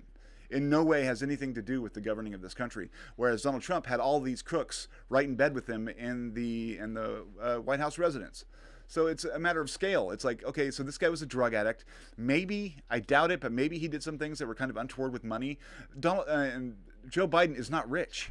He files his taxes. You can look at his tax returns. You can see the house he lives in. He is not Donald Trump rich. He is not raking in the millions. It's just not happening.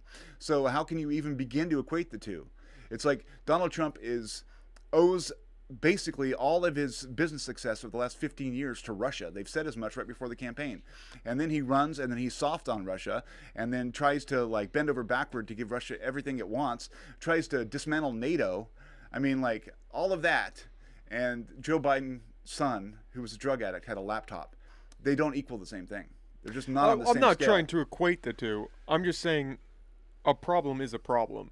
And if until it's definitive that it's not a problem, it should be warranted as such. It should be investigated. I'm not going to make a judgment call on which one is worse or which one. I will. Yeah. But the sliding scale, it doesn't matter. It's just if there is a potential breach or a potential risk or potential evidence. But how does any of this represent a potential risk to Biden in office right now? How does it change anything that Biden is doing? Well, because if you can buy your way to Biden and buy your way to getting access to him, anyone with money. Did? That's what they're alleging in the emails, is that Hunter Biden's ties to these Chinese tycoons and the Ukrainian situation, he's selling basically access to the president.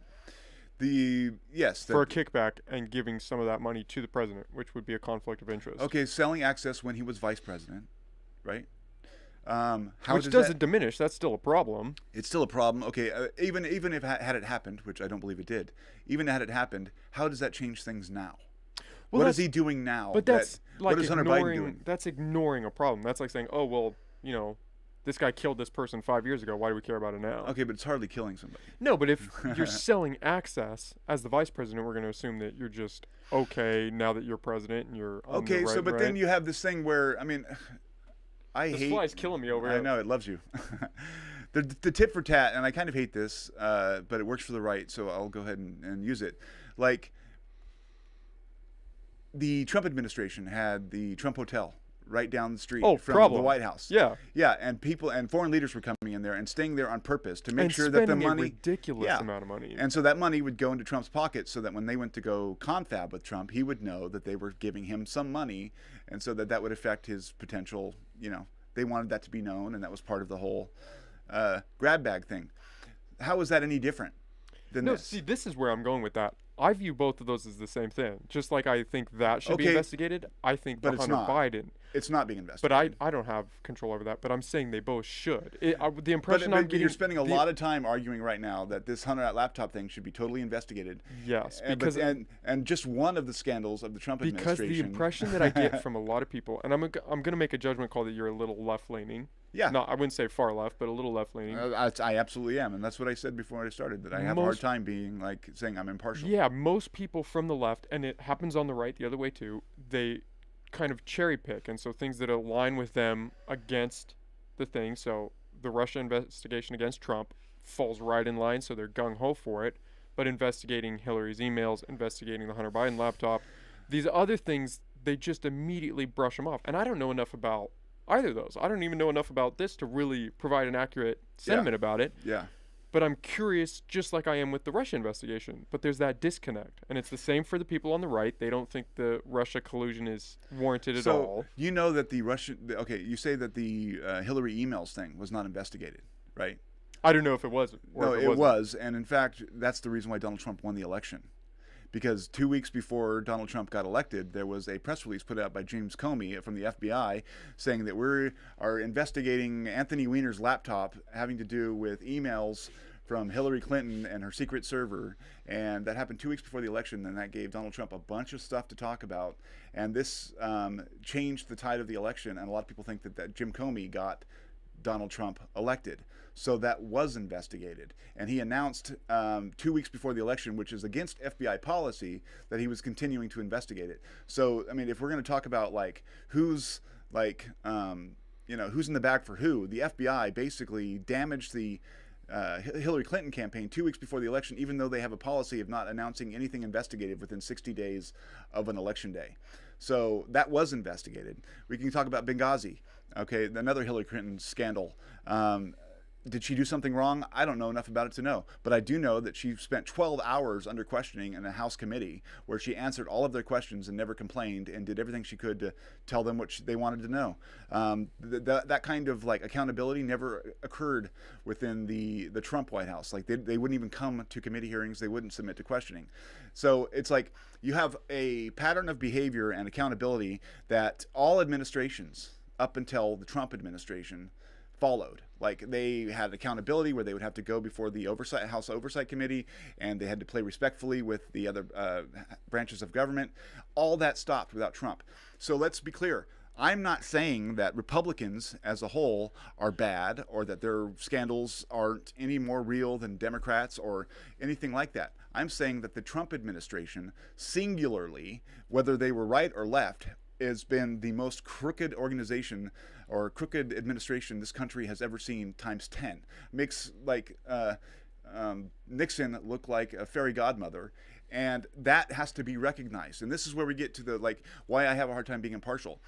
It's not a left or right thing. It's we have this example of fascist ideology that suddenly inserted itself into the American system. And we're all going to pussyfoot around it and not call it what it is and then play tit for tat. Well, Hunter Biden's laptop equals Russia investigation. No, it doesn't. It does not. One involves basically screwing around with an American election and possibly causing a person to get elected who wasn't rightfully chosen. And the other is a son who may have pushed up kickbacks to his father years and years ago. They're not the same thing. They're just not. I don't see them that way. And so you basically have one outstanding president who, I mean, not outstanding like outstanding, but standing out for their crookedness, the Trump administration. That's the cancer. Whether or not the following administration is Republican or Democrat, I will judge them on the basis of how they interact with people and the government, and I don't judge them based on their political philosophy. I judge them based on their behavior. And the Trump administration proved itself to be the most scandalous administration to ever exist in the human system or American system. I mean, there was like 20 scandals. Like how many cabinet? I mean, every cabinet official basically had like some major. I mean, Interior, EPA. They were all just, I mean, constantly doing shenanigans. And it's like people want to break it down to, well, if you're going to be left, if you're going to go after the left, you got to go after the right. I don't see it that way. It's like if someone is bad, a bad actor, then you need to focus on the bad actor. And do I see Biden as the same kind of bad actor as Donald Trump? No, and most of the country agrees with me. But then we go back to that sliding scale. It's not a sliding scale. The scope of the crimes is so much broader with Donald Trump, and not because he's a Republican. You could say that, but isn't being a bad actor, period, full stop, isn't that enough to warrant whatever investigation? Yeah, it's but not I about, don't think, okay, you're doing but you things have that yet are worse. But none of these things that you've talked about remotely equal any of the things that Donald Trump did. But here we're going back to the equality thing. If you have a murderer who kills 3 people and one who kills 5, they're both still murderers. Yes, this one did more bad things, but if you're asking, do I think they should both be held accountable? Yes. But do I think that they are in anywhere near the same league? Yeah, I understand that. I don't. And Donald Trump is still doing it. He's still saying the election's a lie. He's causing so much division in this country. I mean, I frankly don't know how more people aren't outraged that this guy has basically thrown our whole system. I mean, he's gotten people elected who have promised to cheat on the next election, and that all comes from Donald Trump. We can touch that. The Democratic Party has been propagating a lot of those candidates, paying campaign funds. Some of that happened. A lot of that has happened. And we're talking about people who believe the election was stolen and could have the power to do something about that in the future. The Democratic Party is financing campaign donations for them. And then they're going to come. I would not say the Democratic Party. And then we're going to come out and say, oh, yeah, so you're saying this is a problem, and yet you're propagating people who support what you're pointing at as a problem. How hypocritical is that? That is a mistake. And yet they do it. And they then come on television. And they're wrong for doing it. Yeah, but then they propagate the idea that, oh, this is the end of the world and the fight for our lives, and we have to stand up against these people. Okay, but I mean, the Democrats are making a calculation that those people are going to be easier to defeat because they're so outlandish. That's the calculation. They also thought they could beat Donald Trump. And exactly, look at and that was wrong. Out. And I don't think they should do this either because it's playing with fire. However, they're not the ones running these candidates. Like, I mean, and the thing is, there is a vast portion of the Republican Party now who thinks that elections don't work because Donald Trump. They think that the 2020 election was a farce and that Joe Biden lost and that Donald Trump his position was stolen because Donald Trump said so. Isn't that a crime unheard of in American history? Yeah, I'm not going to argue that. I agree it's a problem. Let's talk a little bit about that. I mean, you want to throw at me all the things that the Democrats are doing, but we ignore the stuff the Republicans are doing. No, this is where I'm going with that. I'm willing to call out both sides. I think both sides are full of shit. We can argue or disagree about to what extent, to who's more crooked than the other. But given the last 2 years, can you really argue that anymore? That both sides are full of shit? Yeah. 1,000%. No way, man. One is anti-democratic right now. The Republican Party is anti-democratic. Pick your poison. The right is anti-abortion. They're also pro-speech. The left wants to pro-speech says who? Everybody. Okay, so Ron DeSantis, who is firing attorneys and teachers down in Florida for talking about saying the word gay. That's pull up. That's not actually what it is. It is. Are we talking about the Don't Say Gay bill? Yeah. Pull that up because it's a huge misunderstanding. It's not actually. It's not actually. So you like Ron DeSantis? I think his handling of COVID was decent. Oh my God, you got to be kidding me! What, COVID wasn't real? No, I didn't say that. I think the idea that we shouldn't lock people down and force them to stay in their homes and force businesses to close, I think that was a mistake. Okay. You think that was great? I don't think it was great. I think it was necessary. I think if the government let millions of people die because they didn't take action like Donald Trump did, I think that's a disservice and I think it's wrong. I think Donald Trump What is that? personally is responsible for more than 1 million deaths. And Okay. he's walking around like it's no big deal. Pause. Because no. Pause. What does that mean, though? What? The government had the power to say, okay, we shouldn't let people get infected with each other, so lockdowns. Like, why? But we know that wasn't. What wasn't? It still spread. It still spread, but it could have been much, much worse. I mean, you don't think that lockdowns prevented people from getting sick? No. I think Okay. we're basically pretty much. I think. Well, there's this people- thing called science. Well, I think people being healthy would have prevented people from dying and getting sick. We have a lot of Yeah. obese, fat people Yeah, so that don't take care of themselves. So?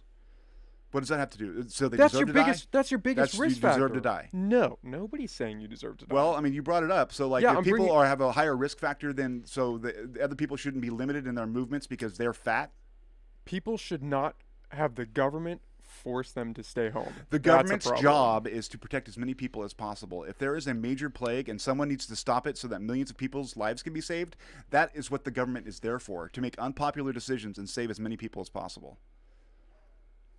We're gonna come back on that. The new law, championed by Florida's GOP Governor Ron DeSantis, bans lessons on sexual orientation and gender identity in kindergarten through 3rd grade, as well as material that is not deemed age appropriate. Okay, this is what the writing is, but then there are people who have been fired for saying things that don't have to do with There was lessons. also a And teacher. why is that there a was also fireable teacher, offense? Listen, there was also a teacher that was trying to teach kids that you shouldn't call people pedophiles. You should call them, youth favored or something like that. Teachers do some weird That's shit. disinformation.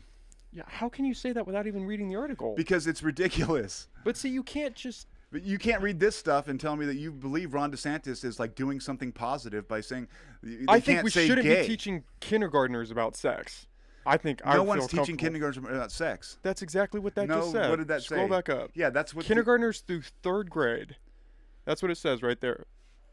as well as material that is not deemed age appropriate. Yes. Deemed by who? Bans lessons on sexual orientation Yeah, and so gender basically, identity. they in can't whole- say we that can't- gay we can't people talk over exist. each other. We gotta make sure not but to listen, do that. part of this is like one woman who was a gay teacher. Wait, Thomas, right? we're She bouncing can't- around on issues. I wanna talk about where were we? I just had a. What were we just talking about? We're bouncing around a little too much. I mean, this particular thing here, there was a But- teacher who was fired because they were gay you and they had a just wrote picture off- of their wife. You just wrote off that one example, but you haven't even read Because, the article. I mean, How can you do that? Well, reflexively, I'm reacting. I mean, a lot of the stuff that I'm hearing has been disinformation from. But how can you say that definitively without Because any, it seems like either or, tit for tat. It's like tit if for I tat with say, what? like if I say that everything that I'm gonna say, you're gonna throw out some example from some. I'm throwing out these examples as kind of a backstop because it seems like you are very directioned in your opinion. It's very About left. what? It's just See, but that's the broadly. thing. I don't agree that it's left or right. I think it's right or wrong. That's not like, what it is at all. I have a daughter who is gay. Okay, so are you telling me that anyone from kindergarten to 3rd grade shouldn't be allowed to mention that someone's gay? I don't. Because you think- can't in Florida. This right is now. what I'll tell you. A teacher was fired for having a picture of her wife on the wall. That's disinformation. That's not disinformation. But see how I did that without any evidence or reading anything? I just threw that out there that it's disinformation. Okay, I mean, with no evidence, I've never heard of that. My passions may have gotten the best of me, but I'm telling you, like, I get it. It's a heated subject, and especially where you are that close to it. It's passionate. I can say this without any research. Anybody. Wait, let me say this. Yeah, go Without any information, without reading any articles, teachers should not be teaching kids in kindergarten through 3rd grade. I feel very comfortable saying that about sex. They They're just shouldn't. not. That's my. I mean, I think that this. Well, according to this article, this article does not say that you're teaching kids sex. it just said, but they're not. That's not what they said. Scroll back up. Are we gonna read this again? Read it again. Well, I didn't read it the first time. You read to me a paragraph. and Florida that's not what that teacher paragraph said she was fired because she spoke to her students about her sexuality. Yeah, keep reading it. The Cape Coral art teacher Casey Scott was employed at Trafalgar Middle School and said that she and her students were discussing sexuality and she told them she was pansexual. Scott also said children asked to draw pictures illustrating their sexuality, but after putting them on display, she was asked to remove them. That's why? Okay, so let's be clear here. That paragraph is not clear. I don't know what the hell's going on there. I think it was very clear. It said what she was discussing sexuality with her students, and she told them she was pansexual. She also said children asked to draw pictures illustrating their sexuality. But after putting them up on display, she was asked to remove them. Okay. That sounds like a problem. No, that does. Scroll down though. I mean, I didn't. You See, but this is you what pulled I'm. that up. Let me be clear. You pulled that up, and then you showed me one paragraph, and that's not the paragraph that we were looking at. That wasn't. I think this is a different article. This isn't about okay, the so Don't Say Gay we've bill. changed articles. No, but this is. So- Was that the reference he made? This is the thing you showed me. No, but Bans that was- lessons on social. Let me say it, please. Bans lessons on sexual orientation and gender identity in kindergarten through third grade, as well as material that is not deemed age appropriate. And I said, who's deeming what is age appropriate? And I think that that's wrong. I think that only as far as like if someone is gay, you can't like people are gay. Like hello. But do you know So, that are we- definitively that that's what is happening? What do you mean? That I believe Do Andy you know pulled definitively up, wait, that last wait, paragraph we're in that last story We're is talking what happening? I'm going to get to that. Okay. I believe that article was the person that you said was fired for saying she was gay. Is that what you pulled up there, Andy? These are both regarding the same event. The same vat. So this is all about the same Florida. See, this is the problem. My whole thing is we just can't be dismissive of it because we don't know. I'm not in Florida. I'm not in school. I don't know what they're actually teaching kids. I know that there are some crazy fucking people out there, and some of those crazy people are teachers. And if I had a child in school and they were in kindergarten and some non-binary pedophile was trying to tell my kid, you can be, Okay, and I so get it. that Let me is- finish. you gotta Let me watch there, finish. man. That's- Let me finish. If someone's non-binary, it doesn't mean they're a pedophile. I know. Be careful. This is my example.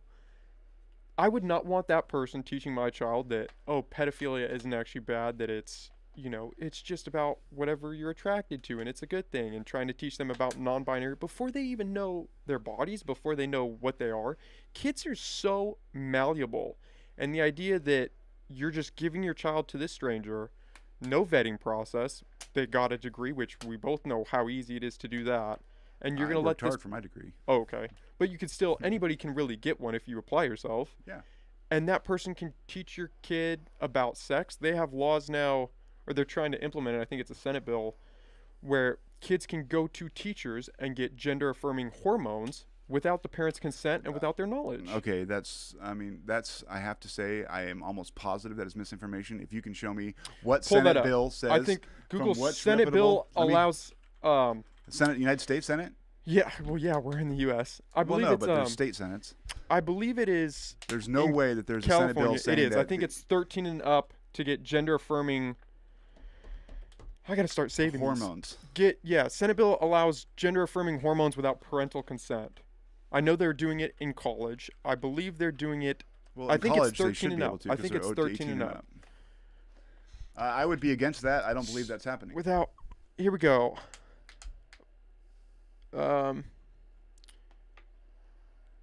No, Google. Go to DuckDuckGo and just copy that and go DuckDuckGo and paste it in. Well, clearly, DuckDuckGo is run by the Russian intelligence services, so anything you pull up there Is that real? Yeah. No, I'm Oh, kidding. okay. Well, you've got this connection to Russia. You know, it's like everything is. DuckDuckGo, I've noticed some things will not come up on Not Google. everything. I'm saying that Russia, the laptop story, and that Donald Trump, they supported Donald Trump. Click that. What is this one? Okay, so who is this? No, Okay, go back for a second. Let's- I was let's, looking at that other article. This is the Christian Broadcasting Network. I know. Go Okay, to the so find click an the top one. impartial journalistic source. Well, we're please. just trying to find out what the law that is, and then is- we can research it a little bit. Scroll down there. That's the thing. A lot of these reports are going to come from places that are like known partisans in this kind of issue. That's why I don't think it's true. I don't think this is it. Go back. There's an article. I'm gonna have to It's a put one it in a in the series. bottom. Go back real quick. Wait. Time out. It said- Washington. I saw 13 years old there. And one in a series of new laws taken together allow children as young as 13 to make serious healthcare decisions. The consequences are immense, but that Keep going doesn't say down. anything about. Here we go. SB 5889. Washington Democrats forced insurers to cover gender dysmorphia treatment and gender affirming care for minors 13 and 17 without parental consent. It mandates that insurers deal directly with the patient without requiring the policyholder's authorization. Okay, so let's break Wait, that wait, down wait. a little It bit. builds Senate on bill SB in time out, Washington, time- we not can't keep U.S. talking over Senate. each other. It builds on SB 5904, which provides outpatient mental health treatment without parental consent for the same age group. Okay, can I respond now? Yes. Okay, so SB 5889 in Washington, you said it was U.S. Senate. That's not what's going on here. Also, covered gender dysmorphia treatment and gender affirming care for minors between 13 and 17. None of that says hormones. Gender affirming care is not hormones. That is gender affirming No, care. Hormones. You can't say that. Reproductive. You don't know what this guy meant, but it doesn't. He would have said hormones. I guarantee you. Look No, up that bill. gender- Look up the bill. Look okay. up the bill, and then see We're if going, there's anywhere we're in going there. off the rails here. No, but gender I mean, affirming care means they can have, psychological care. no, it means they can have reconstructive surgery to get the No, parts. it doesn't. That It is doesn't. exactly what Look gender. up the bill. I Pull it guarantee up. you, it Pull that doesn't shit up, say Jamie. that. It does not say that the Washington government is going to pay for people to get, without parental consent, to get hormones or surgery. It's 18 pages. We can't read through this. Google gender affirming care definition. But see, you seem But to I'm have just this, saying. I mean, no, I know, I but just know you that seem that's to- not true. But you don't know. You seem to have this bias of I know this Read without it any. and then tell me if I'm wrong. I know, but Read it and tell me if I'm wrong. that seems to be the recurring. What, the did I want you to read more no, and no the more? recurring concept that you have this bias, but you keep reinforcing it without the exact. That's an unfair criticism. But you're not willing to hear the other side. It was with the Florida Don't Say Gay bill. You weren't. You just immediately dismissed the counter viewpoint without reading it, without knowing it, without doing anything. You're just throwing a dismissed bunch it. of stuff at me that you don't even know if it's true, and like demanding I don't. react to it. Like this Granted. SB Washington thing, the Senate. That's you don't know that that's 100%. true. I don't. Okay, but so I'm willing to so you're in a admit position that. where you're asking me to react to stuff with like kind of not thoroughly researched claims, and then expecting me to react to it. And when I say it's not true, you refuse to read the bill to No, find no. out if it's true or not. I'm pushing back because you're being dismissive against viewpoints you don't agree with. But I there's am no- being dismissive against hate. You're right. That's not. How can you just write that off as hate? I think that when people make up things about like What part of that was made up? I don't- none of that I showed said you the article. I that the showed you article the Don't was- Say Gay bill where they are teaching kids. Okay, you have one No, but story about a here's- teacher who put up some drawings or something, which is wrong. I mean, I'm not saying that that should have happened, but I'm also saying that none of this here backed up your initial point. That's the Senate. You said the U.S. I Senate did. because I we're in thought it was- America. I thought it was the Senate. So that, I mean, can you imagine what is the difference in scope between a Washington State Senate bill that will never pass But do you hear versus the U.S. Senate, and you just kind of throw it out there like this Listen. is this huge dramatic thing, and it's not even real. But here's the difference. Do you see the difference in our demeanor right now? Is you have this. I don't know if it's a bias. I don't know if you're passionate about it. I'm sure. Can I finish for a sec? Yes, absolutely. Not to be dismissive. No, I hear you. I know that you are clearly passionate about this, which is great, and I love when people are passionate about it. It's also dangerous because when we get so passionate about something that we can't see the opposing viewpoints or even warrant hearing them, that's how I'm people get hearing into you. these bubbles. But you But aren't. you are- But you're disagreeing with me, so I'm you're not- on the I opposite haven't side. disagreed with you at all. I have openly said that I don't know. Have I not repeatedly said I don't know? Oh, okay. You can throw in the I don't knows, but you're obviously arguing from a position that is pro. I'm arguing to give pushback because you keep throwing out these things. So that you're are saying that you're one-sided. arguing just purely like neutral on this. I'm trying to be. You're not. Oh, well then I'm failing. But I mean, you're just not. You're coming at it from the right because you want, maybe because you just want to engage in debate with me, but you are coming at it from a right-angled point of view. that's because you're only coming from the left. So I'm providing the counter argument, and the fact that you are so dismissive without even looking, you just seem to have this knowledge that. I Wait. I can boil it down for you. We can't keep I talking know, over but I each can other. boil it down for you and just Wait, say that I have a firm thought about what's right and what's wrong, and I have firm opinions on that. So did the So- Nazis. What does that mean? Oh, yeah, okay, here we go. I'm not attributing. I'm just saying people believe things. That doesn't mean that they're right. Okay. What is that? Well, I don't know what to tell you. I'm taking this stance. What are we at here? Yeah, the definition that you had just a second ago, it may, which means Gender affirming Could or care could is a not. supportive form of healthcare. It consists of an array of services that may include medical, surgical, mental health, and non-medical services for transgender and non-binary. yeah, may include. May, but you were dismissive of even the may possibility. You said no, it doesn't Because do that. Show me I- that it does that. It doesn't do that. You were so dismissive. Yeah, because I feel like when you tell me that you saw a Senate bill that's going to now here's I've been doing this a long time, And so I have a certain idea about what's real and what's not in certain things. And I've heard a lot of claims made about transgender and non-binary, all these like words that people throw out to scare people. It's sort of like the critical race theory thing. It's like it gives people the notion that there's a bunch of teachers out there that are trying to turn your kids gay. And that's just not true. And I mean, I can't tell you how I know that. I just know it's true. And But so that's so crazy. No, it's not. It's my opinion. I and just I'm know allowed my that Santa opinion. Claus is true. You are yeah, absolutely so then allowed let me to have feel it. Thanks. I'm- And now on a situation like this where you're like looking at it and you say, well, you come at me with, and I didn't there's know a it was Senate coming to bill. you. There's a Senate bill that allows kids under 13 to get surgery and hormonal treatment, and it's a U.S. Senate bill, and it's going to affect the whole country. And I'm like, no, it's not. That's not happening. Because I read up on Senate, and I know what the legislations are that are currently pending. We go to it, and it's not what you made it out to be. It says it may provide gender-affirming care, which has a whole suite of things. I mean, I can just, from my mind, it doesn't pass the bullshit meter for someone to say the government is going to go and make your kids change genders without parental permission. That just is not going to happen in this country. And I know it because I've been around a long time and I've followed governments and I've covered school districts. It's just ridiculous. And to say otherwise is scaremongering. And if you're trying to get views or clicks because you want to capture that like outraged portion of the population, I mean, it's just not doing anyone a service. That's not happening. Kids are not getting turned gay or turned into an opposite gender by their schools without parents' permission in this country. It's just not happening. So you can tell me that I'm opinionated and whatever else, but it's true. And so then you throw up this bill and say, well, it could include this, but it doesn't. You're just kind of throwing out a bunch of misinformation and kind of scare people. If you read that bill, you would see that what I'm saying is true. So you can talk about like, I have a bias. Yeah, I have a bias against bullshit and misinformation. And if you're not going to take the time to read the legislation and figure out what it's actually saying before you go in public and tell people that they're going to have their kids get sex changed without parental permission, then that's irresponsible on your part. So maybe, I mean, like, do the research before you ask me a question and try to corner me in whether or not I think the school districts are going to turn my kids gay. You know, it's irresponsible. Woo! Well, I mean, I'm sorry. You act like you're somehow the above the fray kind of guy, but all you're doing is throwing out a bunch of bullshit that scares people, and then pointing at me when I react and act like I'm the problem. I mean, the whole thing about discourse in this country is that you have people who like to throw around misinformation to get people to react, and then you act like you're somehow morally superior because you can be like, oh, well, you're biased or you're not. But you're throwing around things saying that kids are going to get gender-changing operations and medication from people without permission, and that's not what that bill says. And you say, well, how do I know that? Because I know that. And if you can read it and prove it to me that they will absolutely change your kid's gender when this bill passes, then we can talk about it. But that's not what's going to happen because that's not what's happening. And even if one jackass in Washington proposed this bill, that's all that means. Any member of the legislature in Washington can propose a bill, and it'll end up on this thing here, and some guy like you can say, oh, look, they're going to come for our kids, folks. What are we going to do? Well, you know what? They're not coming for our kids. That's just not going to happen. It's scaremongering, and it's sickening. You good? Yeah, I think so. I mean, there was so much in that. I don't think I can unpack all more. of that. I'm sure you do. I hope.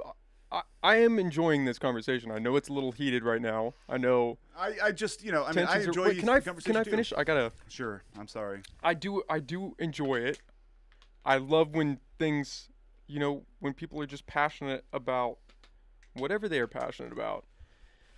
I just worry. You just seem a little dismissive, and that worries me. I will openly sit here and say that I don't know, and that I'm not sure. But the fact that you are so die-hard set in this idea of I know what I know, whether it's because you've been in this field for so long or you have been around these things, and yet we are pulling up things that, whether true or not, are countering what you're saying, and you're still so dismissive of them without looking into it, without researching it. You have this idea that it's wrong because I know it is wrong. And when people get into that mindset, they put on these blinders. And I worry about that with the direction of our country, is everybody's putting on these blinders. They have their information. They know that it's right. The opposite side is wrong. The opposite side is fear-mongering. The opposite side is trying to ramp up. What did you say? Try to ramp up whatever to get click. I would, Grandpa, Okay, wait, I'm not but done. you did say I'm not that, done. that's I'm what the not Senate bill done. was doing. and Let it me finish. wasn't doing that. It's exactly what it said in that bill. I was wrong about the Senate 100%. It was That's the not what the Washington. bill I'm said. not done. I got to finish. But that's we not have what the to bill if we're going to said. talk and have an open conversation, we Can you both have just to admit that you misrepresented it? go back to that. Can I finish my thought though? Can we just Sure, but I just want the we- audience to know that Okay, that's not what the bill the said. audience is listening. Okay. They'll hopefully. I implore them to do their own research. I will try to throw up as many of these links as I can. Don't close any of these tabs. Where the fuck was I going with that? People, whether you're left, whether you're right, if you are a human, you can fall into the trap where, for whatever reason, you put on blinders and everything that is outside of your pure view is no longer real or relevant. And I think a lot of people are doing that. And I'm getting animated over here because that's what I'm seeing with you is you seem to have this bias. It seems that on some level you acknowledge it, but you also feel, I mean, you said it yourself. I know that it's right because I know it. And I said I have that's firm ideas of what's right and what's wrong. that you seem to have this idea that you've got this bullshit detector that is spot on, and yet every time I pull up something counter to that, you immediately dismiss it. That's what I keep coming back to, this dismissiveness, which is alarming. Because you are. I'm just a podcaster, man. I'm not. But I can. Wait, I I'm not. gotta I'm not respond to done. some of I that. know. Please keep it in mind because I want to hear what you have to say. I'm just a podcaster. I'm out here on the internet.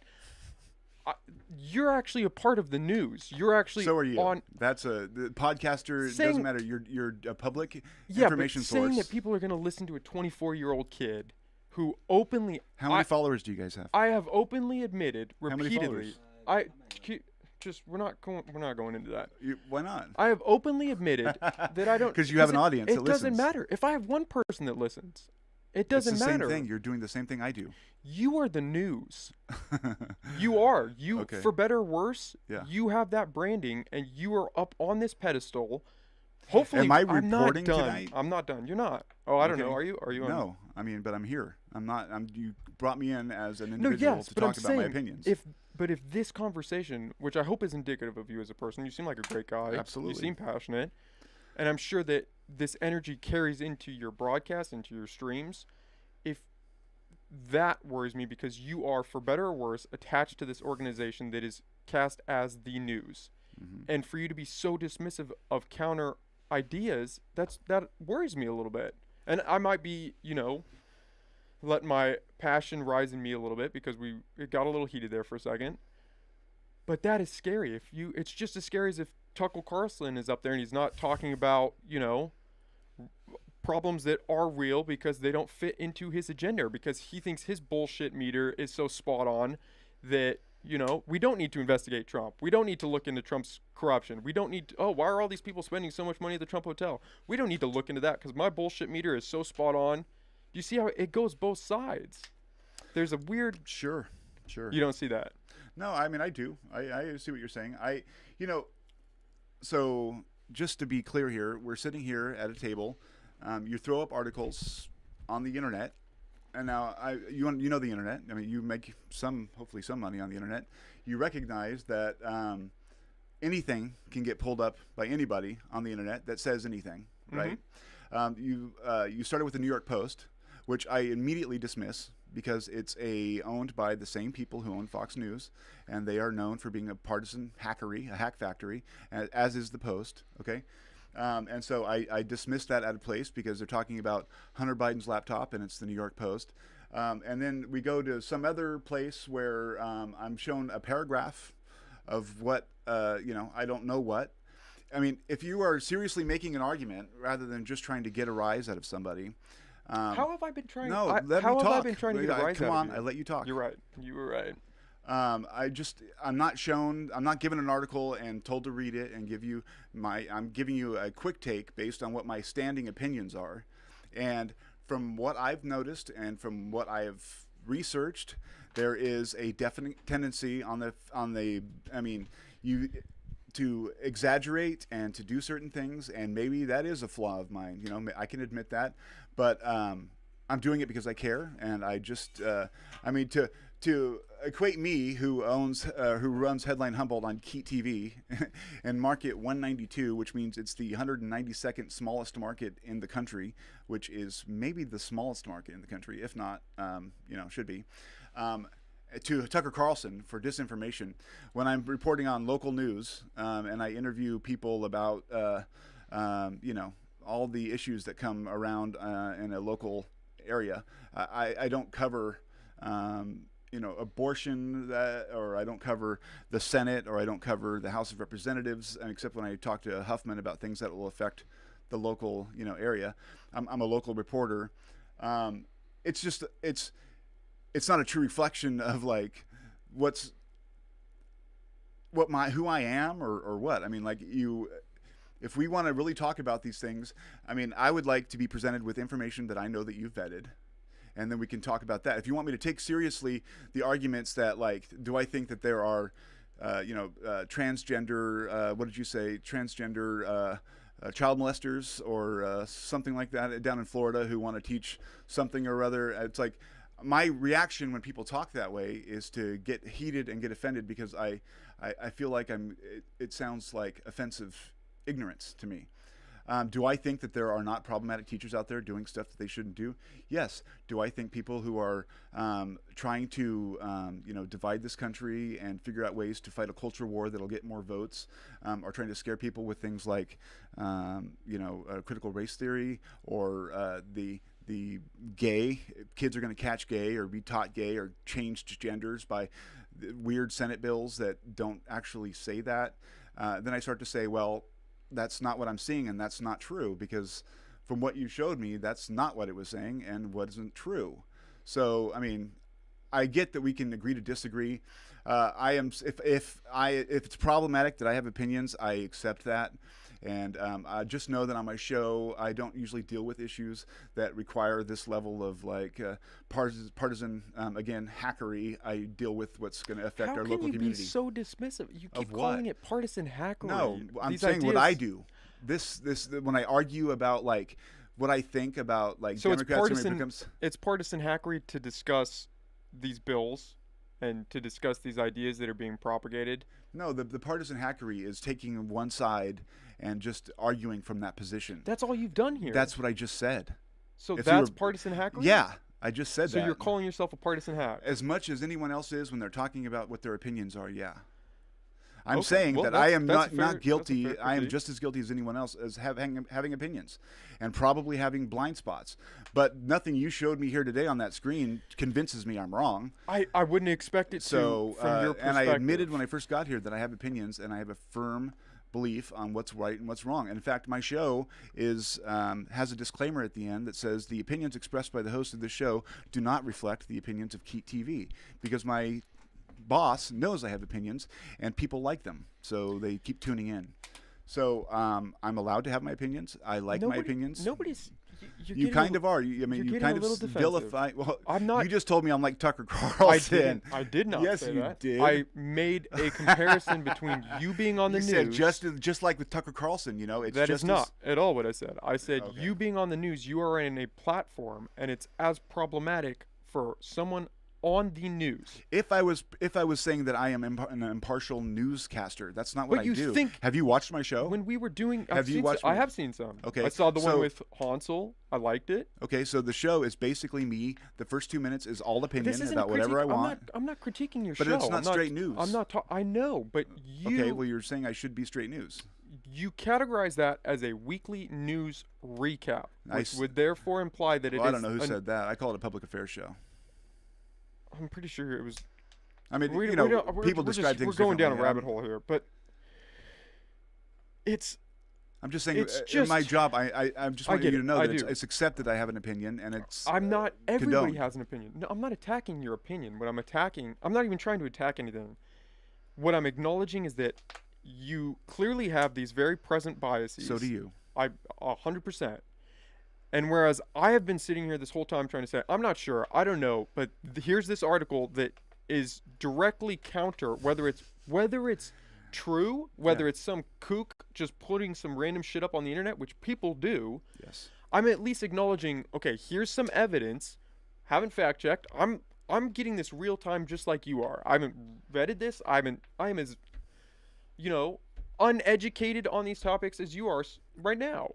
And yet I'm sitting here saying, here's this counter to this, and you instantly dismiss that. But everything that you're standing on, it doesn't sound like you have solid research to back that up. You're just going off a gut feeling.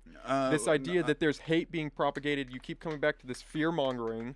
I hope you don't get the. I mean, I've done research on all that, like with Virginia. It doesn't sound like it's very well researched. Well, then how? What parts of it don't? You just said the whole fact that we were just talking about that Florida Don't Say Gay bill. They're not teaching kids this, and we just pulled up an article, kindergarten through third grade, and you're like, oh well, that's not true. This is.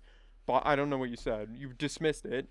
And then I was talking about the Senate bill, warranted, not the United States Senate. And not 100%. Anything that you said. Exactly what I said, that they were. Pull that back up. We're going to end on this. Did it say that they were going to do surgeries it or said that healthcare? they may. No. Which is all I said. No, that they didn't say they may. You found a description of what that term meant, and it said may. No. Yes. That was the term, too, because you also said gender-affirming care doesn't mean that. Here we go. The new law championed by Florida's GOP, Ron DeSantis. This is the wrong one. No, this is the wrong one. You're going to the... But just go to the bill and find it in there where it says that it would do that. It's an 18-page bill. I would love to do that. I don't have time to sit here and argue with you for 17 pages. So could you maybe read it and add an addendum to this video at the end that would say this is what it meant? I'm going to link it because I want people to read it. Yeah, do that. I'm willing to say I don't know. You're looking at this. But you threw it in my face like this is happening.